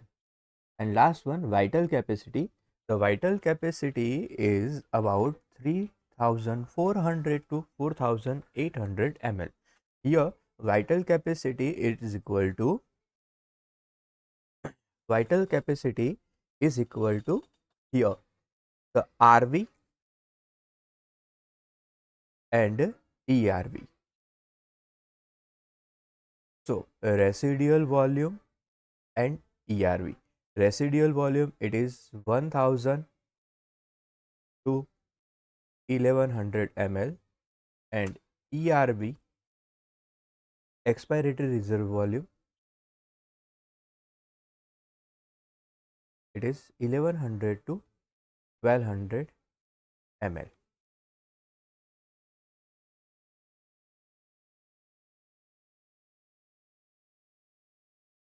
The sum of these two it is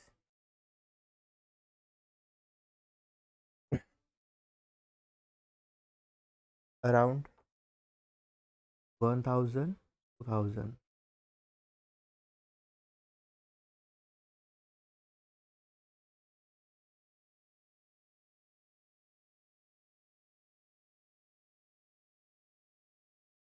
plus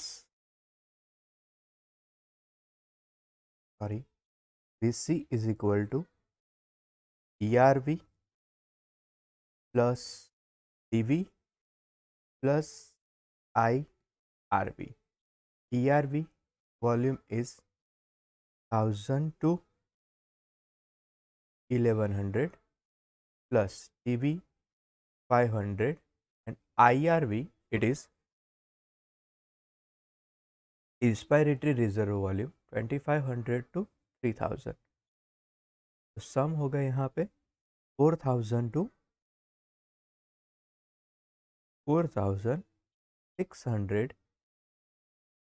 okay 2500 plus 500 3000 plus 1000 it is 4000 और range is 4000 to 4600 ml.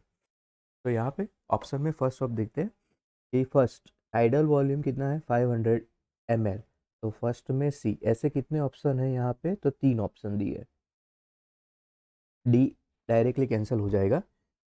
IRV ए. तो IRV में ए है ऐसे 2 option, तो first one directly cancel. Third ERV expiratory reserve volume 1000 ml यानी B. तो B में सिर्फ 3 में एक ही है बॉम्बे, तो आंसर आएगा आपका बी बॉम्बे. ओके आगे residual volume 1200 ml, vital capacity 3400 to 4800 ml is the range of VC. तो यहाँ पे आंसर में आएगा 151 में Bombay. Next question number 152. The expiratory capacity is equal to. Expiratory capacity यानी कि EC. Expiratory capacity is means EC. EC यानी कि total volume of air. Total volume of air a person can expire after a normal inspiration. Normal inspiration के बाद person total volume of air को expire कर रहा है, यानी कि यहाँ पे ERV और नॉर्मल वॉल्यूम ऑफ ब्रीदिंग बताए, इसलिए TV. ये दोनों का कंबाइन, तो क्या आएगा? इक्वेशन क्या बनेगा? EV plus TV. तो यहाँ पे ऑप्शन में फर्स्ट है TV प्लस ERV. तो फिर 152 में आंसर आएगा A Ahmedabad. Okay next question number 153. यहाँ पे आपको क्या पूछा है कि partial pressure of O2 in atmospheric air, alveoli, deoxygenated blood, oxygenated blood and tissue में. यानी यहाँ पे आपको पार्शियल प्रेशर जो है पूछा हुआ है कि कहाँ पे कितना प्रेशर प्रेजेंट होगा. तो आपको यहाँ पे डिफरेंट रीजन दिखा है, जैसे कि एटमोस्फेरिक एयर में. तो एटमोस्फेरिक एयर में आप टेक्स्ट बुक के अंदर चैप्टर नंबर 14 में पेज नंबर 187 पर एक टेबल दिया है. वो टेबल के अकॉर्डिंग इस MCQ को आप सॉल्व कर सकते हो, जहां पे एटमोस्फियरिक एयर में O2 का कंसंट्रेशन आपको दिया होगा 159 mm इन Hg. तो एल्वियोलाई के अंदर वही प्रेशर हो जाएगा 104. डीऑक्सीजनेटेड ब्लड होगा, तो डीऑक्सीजनेटेड ब्लड में O2 का कंसंट्रेशन होगा 40. ऑक्सीजनेटेड ब्लड, इसमें O2 का कंसंट्रेशन होगा 95. और टिश्यू में O2 का कंसंट्रेशन होगा 40. तो 153 में आंसर आएगा सी चेन्नई. क्लियर. नेक्स्ट यहाँ पे आपको पूछा हुआ है 154 क्वेश्चन के अंदर कि रेस्पिरेशन इन्वॉल्व्स फॉलोइंग स्टेप. तो रेस्पिरेशन में कौन से स्टेप्स फॉलो होते? रेस्पिरेशन जो है आपका ब्रीदिंग जो है वो स्टार्ट कैसे होता है? तो सेम ये भी आपको NCERT में ही मिल जाएगा कि डिफ्यूजन प्रोसेस यानी रेस्पिरेशन प्रोसेस में क्या चीज़ें इन्वॉल्व होती है. तो फर्स्टली तो हम नेजल चैम्बर के थ्रू यानी नॉस्ट्रिल के थ्रू एयर को रेस्पिरेटरी ट्रैक के अंदर और बाहर उसको ट्रांसफर करते हैं, यानी डिफ्यूज करवाते हैं, राइट, ट्रांसफॉर्म करवाते हैं। तो फर्स्ट जो है आपको इसमें से ऑप्शन चूज करना है पहले तो, कि कौन से सीक्वेंस में आपको लिखना है। तो जो आपको सीक्वेंस में लिखना है ABCDE, उसमें से आपको फाइंड आउट करना है। तो यहाँ पे फर्स्ट क्या आएगा कि pulmonary ventilation by which atmospheric air is drawn in and CO2 rich alveolar air is release out. ठीक है, सेम NCERT की पैराग्राफ की लाइन है कि पेज नंबर 185 के अंदर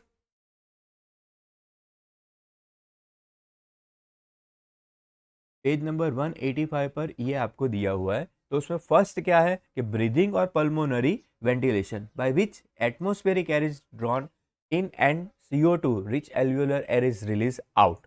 तो फर्स्ट आएगा यहाँ पे दिल्ली, तो फर्स्ट सीरीज में Delhi. Second, diffusion of gases O2 and CO2 across alveolar membrane, तो ये आएगा second. Third, transport of gases by the blood, transport of gases by the blood, B जो है वो आएगा थर्ड में।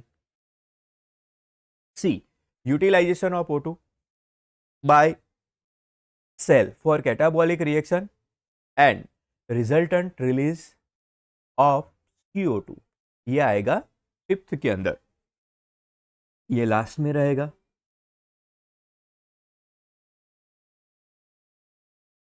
और फोर्थ नंबर पर आएगा diffusion of O2 and CO2 between blood and tissue. तो यहाँ पे इसके अकॉर्डिंग आप आंसर लिख सकते हो। फर्स्ट में डी दिल्ली, तो बॉम्बे देखिए, बॉम्बे में ही एक ही ऐसा ऑप्शन दिया हुआ है, first Delhi, second Ahmedabad, first Delhi, second Ahmedabad, third Bombay, fourth E और fifth Chennai. CO2 is transported. So CO2 is transported by RBC as bicarbonate in a dissolved state through plasma. अब CO2 ट्रांसपोर्टेशन में देख सकते हो कि 100% CO2 ट्रांसपोर्टेशन जो है वो ये तीनों ही थ्रू, RBC के थ्रू भी होता है, बाइकार्बोनेट आयन के थ्रू भी होगा, डिजॉल्व स्टेट ऑफ प्लाज्मा के थ्रू भी होगा, यानी कि चारों ही ऑप्शन यहाँ पे सही है। तो आंसर आएगा डी दिल्ली। आप यहाँ पे इसके परसेंटेज वैल्यू लिख सकते हो कि CO2 का ट्रांसपोर्टेशन जो है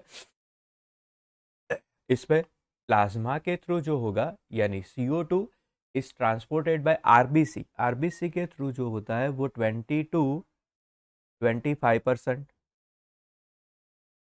एज बाइकार्बोनेट आयन 70%, और प्लाज्मा के थ्रू रिमेनिंग 6 to 7%। ये तीनों को मिला के 100% CO2 ट्रांसपोर्टेशन होगा, यानी CO2 is transported all of this thing, यानी आंसर आएगा D Delhi. Next question number 156, what will be the pressure of O2 and pressure of CO2 in the atmospheric air compared to those in the alveolar। यानी आपको यहाँ पे 156 के अंदर question ये है कि एटमॉस्फेरिक एयर जो है वहाँ पे प्रेशर ऑफ O2 और इंट्रापल्मोनरी प्रेशर ऑफ O2 आपको यहाँ पे डिसाइड करना है। तो बट ऑब्वियस कि जब oxygen, what will be the pressure of O2 and pressure of CO2 in the atmospheric air compared to those in alveoli। alveoli के अंदर एटमॉस्फेरिक एयर की कंडीशन में pressure of CO2 and pressure of O2 क्या होगा। तो एक जगह पे हमने एटमॉस्फेरिक कंडीशन में प्रेशर लिखा है, तो दूसरी जगह पे पल्मोनरी कंडीशन में एयर का प्रेशर अपने लिखा हुआ है। तो सिंपल है कि जब आप इंस्पायर करते हो तो बाहर से एयर जब अंदर एंटर होती है उस टाइम पर प्रेशर ऑफ O2 जो होगा वो एटमॉस्फेयर के अंदर कैसा होना चाहिए, तो ज़्यादा। पल्मोनरी एयर के अंदर वो कैसा होगा, कम। जैसे आप इंस्पायर करोगे तो ये कंसंट्रेशन जो होगा वो क्या हो जाएगा, इंक्रीज। कि प्रेशर ऑफ O2 पल्मोनरी के अंदर यानी लंग्स के अंदर वो क्या होगा, हाई। तो CO2 का कंसंट्रेशन उस टाइम पर क्या हो जाएगा, कम। एटमॉस्फेरिक कंडीशन की बात करें तो इंस्पिरेशन हुआ यानी प्रेशर ऑफ O2 पल्मोनरी रेसिकल यानी कि लंग्स के अंदर ज्यादा होगा, CO2 कम होगा। एटमॉस्फेरिक एयर में ऑक्सीजन डिक्रीज और CO2 इंक्रीज। ठीक है, तो ये कंडीशन बनेगी।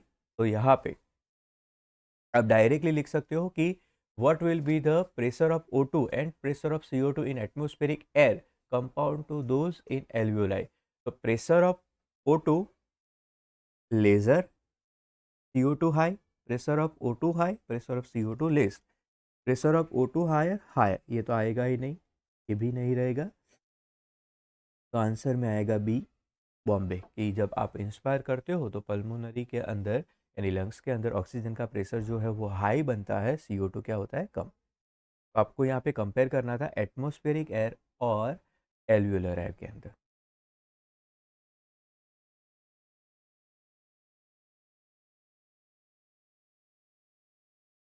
Question number 157, which of the following factor favour the formation of oxyhaemoglobin in lungs. यहाँ पे 156 के अंदर आप इसको कंपेयर वापस एक बार देख सकते हो, तो एटमॉस्फेरिक एयर और एल्वियोलर एयर है। तो आप उल्टा भी तो कर सकते हो ना, कि जब इनहेल नहीं किया है उस टाइम पर तो लंग्स के अंदर CO2 का कंसंट्रेशन हाई होगा और O2 का कंसंट्रेशन कम होगा। ठीक है, तो उसके साथ आप कंपेयर करोगे तो एटमॉस्फेयर में O2 ज़्यादा होगा, CO2 कम होगा। बट हम ये कंपेयर किस अकॉर्डिंग करते हैं, तो इंट्रा पल्मोनरी और एटमॉस्फेरिक एयर को कंपेयर कर रहे हैं, इसलिए हम यहाँ पे O2 और CO2 को कंपेयर किया है। क्वेश्चन नंबर 156 के अंदर 157 के अंदर following factor favour the formation of oxyhaemoglobin in lungs. तो ऑक्सीजन डिफ्यूजन मेम्ब्रेन के थ्रू जब ब्लड वेसल्स में डिजोल्व होता है यानी ब्लड वेसल्स में एंट्री करता है, तो ब्लड के अंदर आरबीसी में क्या प्रेजेंट है, तो आरबीसी में प्रेजेंट है हीमोग्लोबिन। ये हीमोग्लोबिन के साथ अटैच्ड होता है। तो ऑक्सीजन हीमोग्लोबिन के साथ अटैच होता है और बनाता है ऑक्सी हीमोग्लोबिन, HHbO2, जिसको हम कहते हैं ऑक्सी हीमोग्लोबिनिक एसिड। तो ये ऑक्सी हीमोग्लोबिनिक एसिड कब बनेगा, कौन से फैक्टर्स यहाँ पे अफेक्ट करेंगे, तो सारे ही देख लीजिए। प्रेशर ऑफ O2 भी है, फैक्टर्स पहले हम लिख लेते हैं। Pressure of O2, pressure of CO2, H plus ion concentration और टेम्परेचर, ये 4 फैक्टर यहाँ पे आपको दिए हुए हैं और आपको उस हिसाब से इसको सेट करना है। ठीक है, तो प्रेशर ऑफ O2, जब ऑक्सी हीमोग्लोबिन बनना है तो प्रेशर ऑफ O2 कैसा होना चाहिए, हाई। प्रेशर ऑफ CO2 इसकी कंपैरिजन में कैसा होना चाहिए, लो। अब देखिए बी ऑप्शन में भी प्रेशर ऑफ O2 हाई है बट प्रेशर ऑफ CO2 भी हाई दिखा है, तो ये डायरेक्टली कैंसिल हो जाएगा। प्रेशर ऑफ O2 इनहेल करते हो उस टाइम पे कभी भी लो नहीं हो सकता है, सेम यहाँ पे भी। तो सीधे ही आपको यहाँ पे सी ऑप्शन जो है वो एक आंसर के तौर पर है। बट फिर भी हम एक बार चेक कर लेते हैं कि PO2 जो है वो हाई है, PCO2 कम है। पीएच उस टाइम पर कैसी होगी, इंक्रीज होगी। और H प्लस आयन का कंसंट्रेशन क्या होगा, डिक्रीज। ठीक है, टेम्परेचर क्या होगा उस टाइम पर, डिक्रीज। तभी जाके ऑक्सीजन हीमोग्लोबिन के साथ बाइंड हो सकता है और बनेगा ऑक्सी हीमोग्लोबिनिक कंपाउंड। ठीक है, तो आंसर आएगा C, Chennai. Next question number 158, which of the following equation is correct. Question number 158, which of the following equation is correct. तो यहाँ पे आपको इक्वेशन दिया हुआ है, CO2 plus CO2 gives H2CO2, CO2 plus H2O carbonic anhydrase, H2CO3 carbonic anhydrase gives H plus and CO2। ये equation आपको text book में दिया हुआ है। ठीक है, पेज नंबर 180 पर इसको आप कंपेयर कर सकते हो। यहाँ पे CO2 H2O के साथ कार्बोनिक एनहाइड्रेस की हेल्प से क्या बनाता है, H2CO3। तो यहाँ पे आंसर आएगा 158 में B Bombay. Question number 159, following equation is correct. आपको करेक्ट इक्वेशन यहाँ पे फाइंड आउट करनी है। ये इक्वेशन भी सेम उसी हिसाब से हम चेक कर सकते हैं, ठीक है, उसी हिसाब से हम देख सकते हैं किसके अकॉर्डिंग है। तो डिसोसिएशन कर्व के अकॉर्डिंग है कि कब ऑक्सीजन जो है वो हीमोग्लोबिन के साथ बाइंड होता है और कब वो डिसोसिएट होता है, ठीक है। तो फर्स्ट देख सकते हैं कि HbO2 के साथ एसोसिएट इन टिश्यू, और क्या बनाएगा HbO2 लंग्स। टिश्यू के अंदर HbO2 फॉर्मेशन नहीं होता है, फॉर्मेशन होता है कहाँ पे, लंग्स के अंदर, और डिसोसिएशन कहाँ पे होता है, टिश्यू के अंदर। इसलिए ये जो है वो उल्टा है, तो ये नहीं हो सकता है, क्योंकि यहाँ पे एसोसिएशन इन लंग्स होता तो वो सही हो जाता। तो ऐसा ही हमें फाइंड आउट करना है। तो Hb+O2 डिसोसिएशन इन लंग्स, यहाँ पे आपको सेम ऊपर की डेप्थ दिया हो बट उल्टा करके दिया है, तो ये भी नहीं है, क्योंकि एसोसिएशन HbO2 का नहीं हो सकता है। HbO2 dissociation in tissue, okay. और क्या बनाएगा Hb+O2, O2 जो है वो टिश्यू के अंदर ट्रांसफर होगा, डिफ्यूज होगा, और सेम एसोसिएशन इन लंग, यानी HbO2 का एसोसिएशन कहाँ पे बन सकता है, लंग्स के अंदर। तो 159 के अंदर आंसर आएगा C, Chennai. Next one, hypoxia is the condition in which less energy become available to the tissue, this may be due to. तो यहाँ पे आपको हाइपोक्सिया की डेफिनेशन हमने लिखवाई थी कि हाइपोक्सिया क्या है, तो which less energy become available to the tissue. यहाँ पे लेस एनर्जी के साथ आप ऑक्सीजन को भी कंपेयर कर सकते हो। तो सिंपल है कि हाइपोक्सिया के अंदर लेसर O2 इन एटमॉस्फेयर, तो एटमॉस्फेरिक कंडीशन में O2 का कंसंट्रेशन जो है वो लेस होगा, कम होगा। मोर CO carbon monoxide in the air, less RBC in the blood, come RBC होगा, इसीलिए वो O2 के साथ ज़्यादा से ज़्यादा वो बाइंड नहीं हो पाया। तो ये चारों ही ऑप्शन, ये तीनों ही रीज़न जो है वो हाइपोक्सिया के लिए वैलिड बनेगी, क्योंकि लेस कंसंट्रेशन O2 का बाहर की तरफ होगा, तो बट ऑब्वियस है कि अंदर के साइड पे वो डिफ्यूज नहीं हो सकता है। मोर CO2 जो है, मोर CO जो है वो एयर में प्रेजेंट है, तो भी अंदर इंस्पायर नहीं कर सकते हम। लेस RBC इन ब्लड, तो RBC का कंसंट्रेशन कम होगा, तो वो सिंपल सी चीज़ है कि इतना जल्दी ऑक्सीजन के साथ बाइंड नहीं हो पाएगा मैक्सिमम अमाउंट, तब जाके ब्लड में ऑक्सीजन का कंसंट्रेशन कम होगा। इस कंडीशन को हम बोलते हैं डेफडी डेली, यानी ऑल तीनों ही ऑप्शन यहाँ पे करेक्ट है। Question number 161, which of the following disease is और are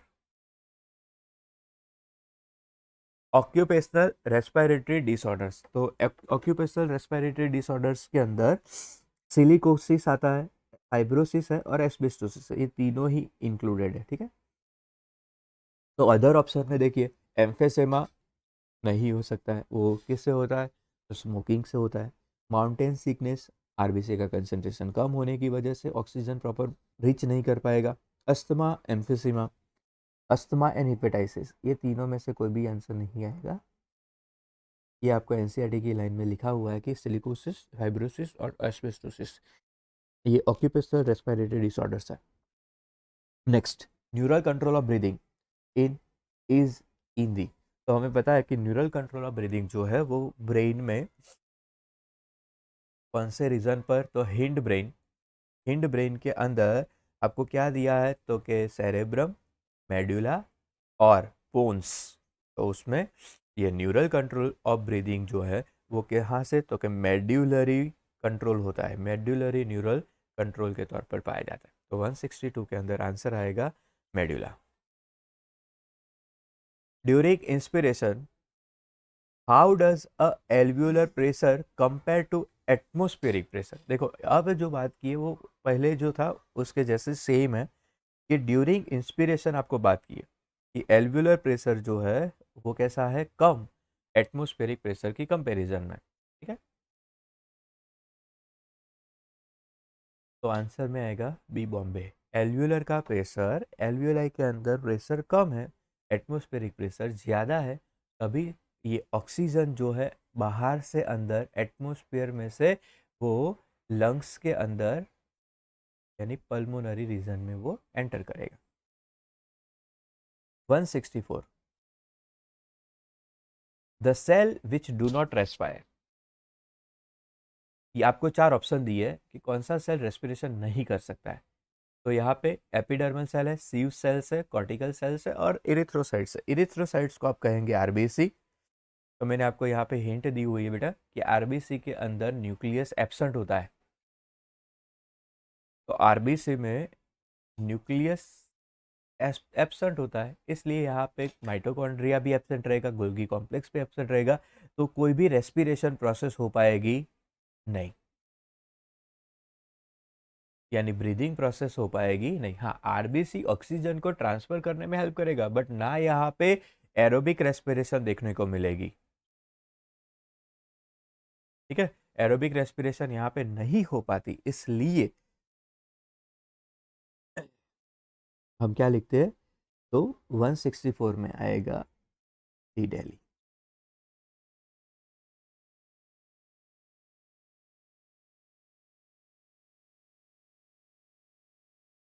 one 165 select the correct option, correct sequence for the process of expiration.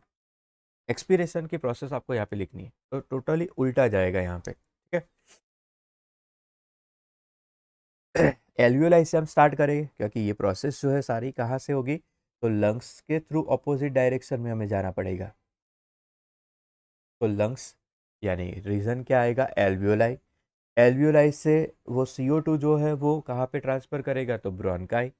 Bronchi से यानी terminal bronchi, terminal bronchioles, bronchioles, फिर larger bronchi, primary और primary right और left bronchi, फिर उसके through आएगा कहाँ पे, तो ट्रैकिया, ट्रैकिया से लैरिंग्स, लैरिंग्स से फेरिंग्स, फेरिंग्स से नेजल कैविटी, यानी इंटरनल नर्व्स, इंटरनल नर्व से नेजल कैविटी और नेजल कैविटी के थ्रू एक्सटर्नल नर्व में वो ट्रांसफर करेगा।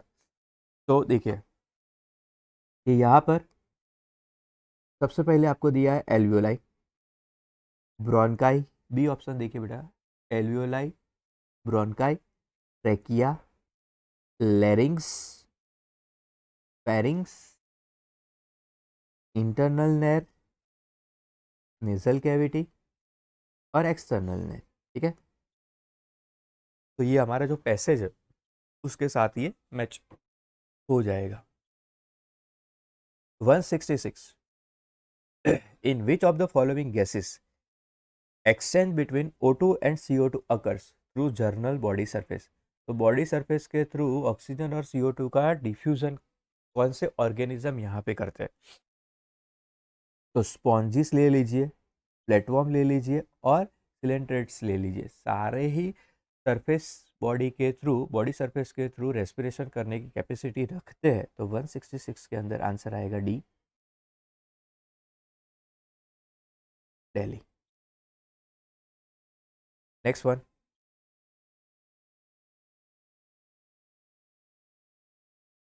Match the following correctly. आपको यहाँ पे करेक्टली मैच करना है। अर्थवॉर्म, यहाँ पे आपको एनिमल दिए और उनके रेस्पिरेटरी ऑर्गन्स दिए। ठीक है, तो सिंपल सी चीज़ है कि अर्थवॉर्म इसके थ्रू रेस्पिरेशन करेगा। तो अर्थवॉर्म के अंदर क्या आएगा, तो अर्थवॉर्म में मॉइस्ट क्यूटिकल यानी बॉडी सरफेस, क्यूटिकल की बॉडी सरफेस के थ्रू वो डायरेक्टली रेस्पायर करेगा। मोस्ट एक्वेटिक ऑर्थोपोड्स, तो ऑर्थोपोड के अंदर आंसर में क्या आएगा, तो बी, ट्रैकिया, आर्थोपोड्स ट्रैकिया के थ्रू। फिश तो गिल्स यानी सी।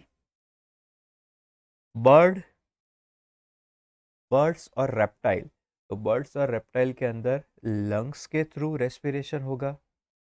और इंसेक्ट, तो सेम इंसेक्ट में भी आंसर में क्या आएगा, तो बी यानी ट्रैकिया।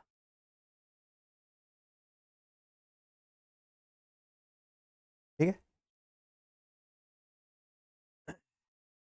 बॉम्बे और फिश यानी एक्वेटिक आर्थ्रोपोड्स जो है तो वो गिल्स के थ्रू, तो बी और सी में आंसर आएगा 3, ए में मोइस्ट क्यूटिकल 4, बी एंड सी में गिल्स, डी लंग्स ए, और ई इंसेक्ट में आएगा बी ट्रैकिया बॉम्बे। ठीक, तो यहाँ पे ऑप्शन कौन से सेट हो रहे हैं? 4, ए बी एंड सी में गिल्स यानी 3, डी में 1 और ई में 2। आंसर आएगा A Ahmedabad. Question number 168, glottis is an opening in the floor of, glottis is an opening of the floor of mouth, pharynx, trachea और diaphragm। तो ग्लोटिस जो है वो एक ओपनिंग हुआ इसका, तो ट्रैकियल रीजन का। ठीक है, तो ये आपका होगा फेरिंग्स। फेरिंग्स जो है वो दो रीजन में क्या होता था, ओपन, इसोफेगस यानी फूड पैसेज, और ये ट्रैकिया यानी विंड पाइप। तो इसकी ओपनिंग को आप क्या कहते थे? तो ये ओपनिंग को हम कहते हैं ग्लोटिस, और इसके ऊपर लीफ लाइक कार्टिलेज स्ट्रक्चर जो प्रेजेंट होता था उसको आप बोलते थे एपिग्लोटिस। तो glottis is an opening the floor of. ठीक है, तो यहाँ पे आंसर में डायरेक्टली आप क्या लिख सकते हो, सिंपल सी बात है कि आपको ऑप्शन में क्या दिया है, glottis is an opening mouth, trachea, pharynx और diaphragm.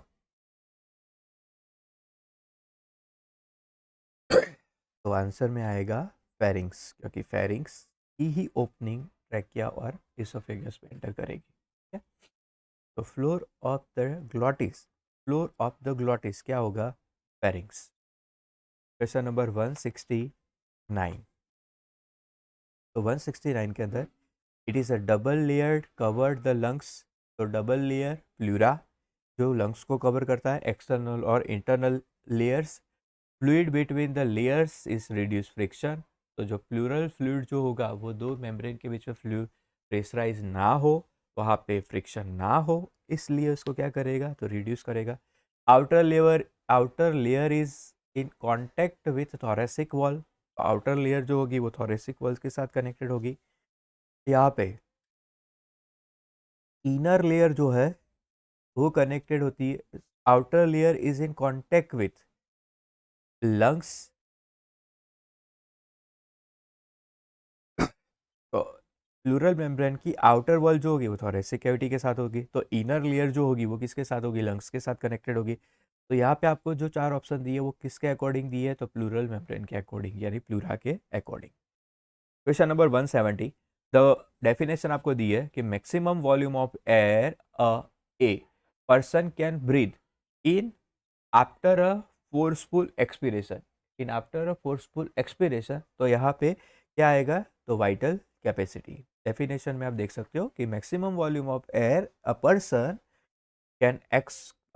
Can breathe after a normal expiration, यानी नॉर्मल इंस्पिरेशन के बाद, फोर्सिबल एक्सपीरेशन के बाद आप नॉर्मल ब्रीदिंग कर रहे हो, तो वाइटल कैपेसिटी। ठीक है, question number 171, the process of exhalation is mainly due to, expiration process जो है is mainly due to the contraction of external intercostal muscle.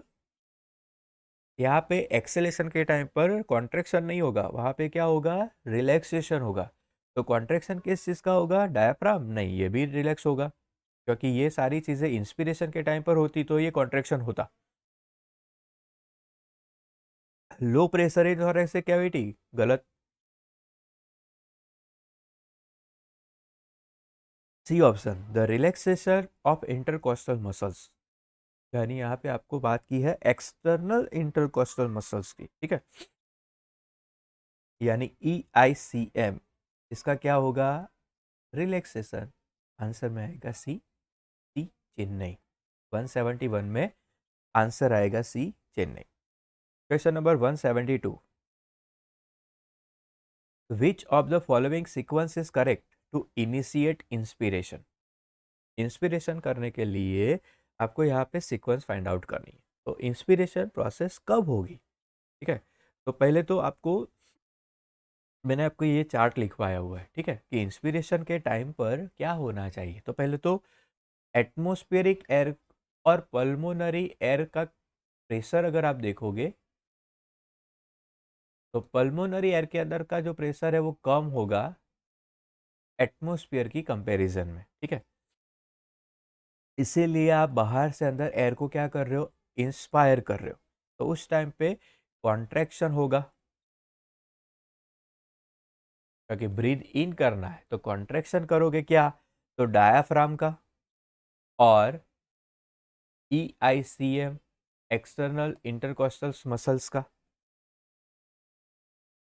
Next, तो इस वजह से क्या होगा कि डायाफ्राम और एक्सटर्नल इंटरकोस्टल मसल्स अगर कॉन्ट्रैक्ट हो गए तो उस वजह से एंटेरियो पोस्टीरियर एक्सिस और वेंट्रिक्लो ऑरिकुलर पोस्टिस जो होगा, एक्सिस जो होगा, वो क्या होगा, वहां पे इंक्रीज होगा। तो उस वजह से पल्मोनरी एयर का प्रेशर जो है वो क्या हो जाएगा, डिक्रीज, ठीक है। तो यहाँ पे आपको सीक्वेंस जो लिखनी होगी तो उसमें फर्स्ट आप एनसीईआरटी में से ये फाइंड आउट कर सकते हो कि फर्स्ट क्या आएगा इसमें से इंस्पिरेशन के टाइम पर, तो volume of thorax increase in the anterior posterior axis, ठीक है। Second,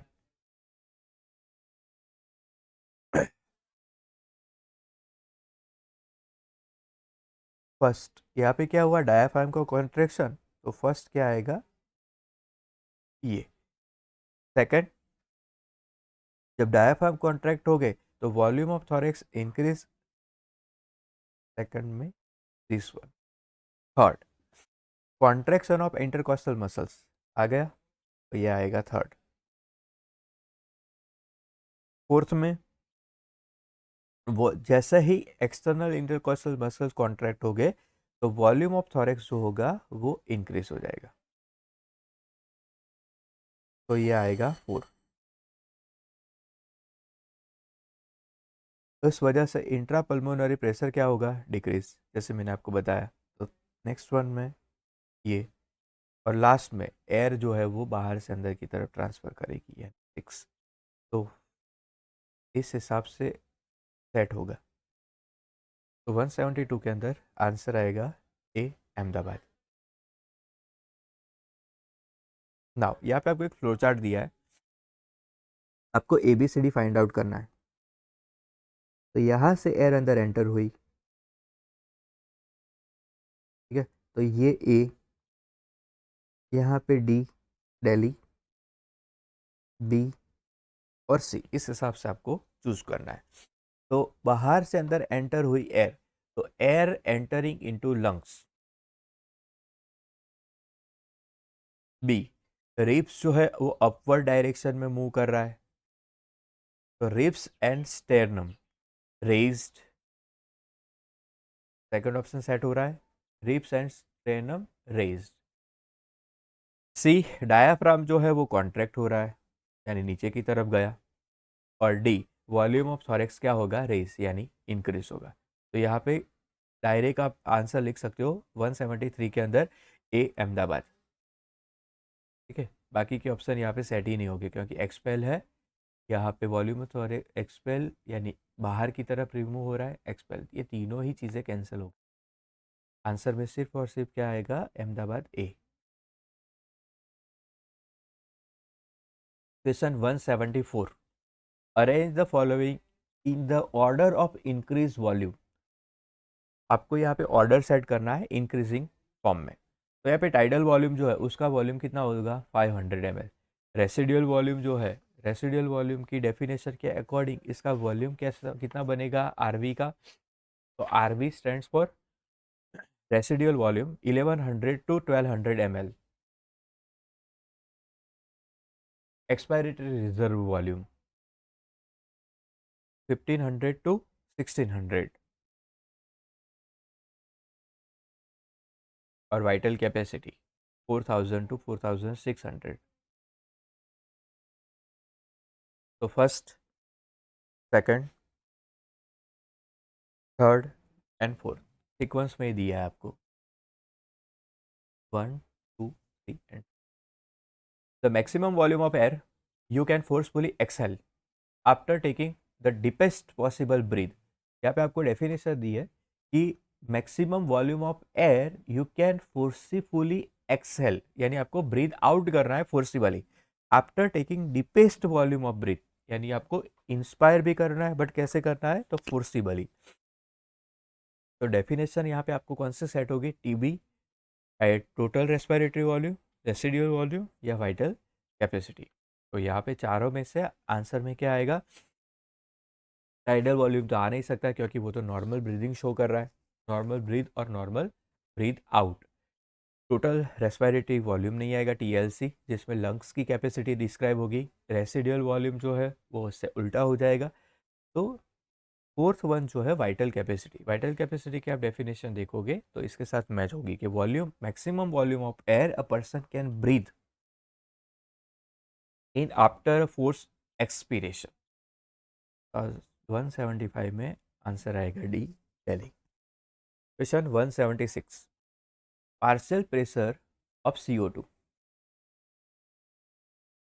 partial pressure of CO2 in atmospheric air, alveoli, deoxygenated blood, oxygenated blood tissue. ये जैसे आगे देखा आपने ऑक्सीजन का प्रेशर, यहाँ पे है CO2 का प्रेशर। तो पार्शियल प्रेशर CO2 का एटमॉस्फेरिक एयर के अंदर 0.3, तो 0.3 सेट होता है, वैसे दो ही है, ए और डी। फिर एल्वियोलाई के अंदर 40, यहाँ पे 45 है, तो ये डायरेक्ट कैंसिल कर दीजिए। आंसर में आएगा 176 में A, Ahmedabad. 177, blood carry the CO2 in 3 form, एक प्लाज्मा, आरबीसी और बाइकार्बोनेट आयन। तो उसमें कार्बोमिनो हीमोग्लोबिन आरबीसी के फॉर्म में 20 to 25%, एस बाइकार्बोनेट आयन 70% और डिजोल्व फॉर्म में प्लाज्मा में 7%। तो ये तीनों ही सेट हो गए, तो आंसर आएगा 177 में A, Ahmedabad. 178, the maximum pressure of O2 in alveoli is considerably less than atmosphere. तो एल्वियोलाई के अंदर जो प्रेशर है वो एटमॉस्फेरिक कंपैरिजन में आपको यहाँ पे कैसा दिखाया है, तो लेस देन दिखाया हुआ है।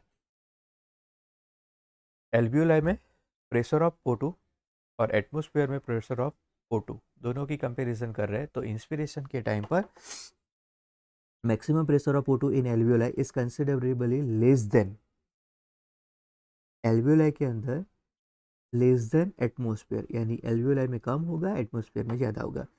रीजन, लंग्स इन मैमल, सही है, mammals do not completely empty. तो मैमल्स लंग कभी भी एम्प्टी नहीं हो सकता है, कुछ ना कुछ एयर, यानी जिसको बोलते हैं डेड वॉल्यूम स्पेस, उतनी एयर तो अंदर प्रेजेंट होती ही है। ठीक है, तो with each breath and exhalation occur through the same airway as exhalation. So each inhalation mix fresh air with oxygen depleted residual air. तो दोनों ही स्टेटमेंट यहाँ पे सही है, बट जो रीज़न है वो करेक्ट नहीं है। तो both assertion and reason are true, but reason is not correct explanation of reason. Answer में आएगा B, Bombay. Receptor associate with 179, receptor associate with aortic arc and carotid artery, can recognize change in and concentration and send necessary signal to for remedial action. तो यहाँ पे recognize change in CO2 and H plus concentration, necessary signal to rhythmic center, B, Bombay। 179 B, Bombay। एम्फेसेमा disorder, एम्फेसेमा के अंदर यहाँ पे आपको क्या बताया है कि एम्फेसेमा जो है permanent enlargement and destruction of alveolar are leading to reduction in respiratory surface. Inhibition of respiratory centre, गलत। Accumulation of fluid in lungs, ये न्यूमोनिया में होगा। Spasm of muscles of trachea, muscles spasm यानी contraction हो जाएगा। तो ये सारी चीज़ें एम्फेसेमा में देखने को मिलेगी नहीं। एम्फेसेमा में क्या होगा, तो जो रेस्पिरेटरी आप देख सकते हो कि एल्वियोलर वॉल आर डैमेज। एम्फेसेमा में एल्वियोलाई वॉल जो होगी वो डैमेज होगी, इसलिए यहाँ पे क्या लिखा है कि alveolar are destruction and leading to reduction in respiratory surface. 180 में आंसर आएगा ए, अहमदाबाद।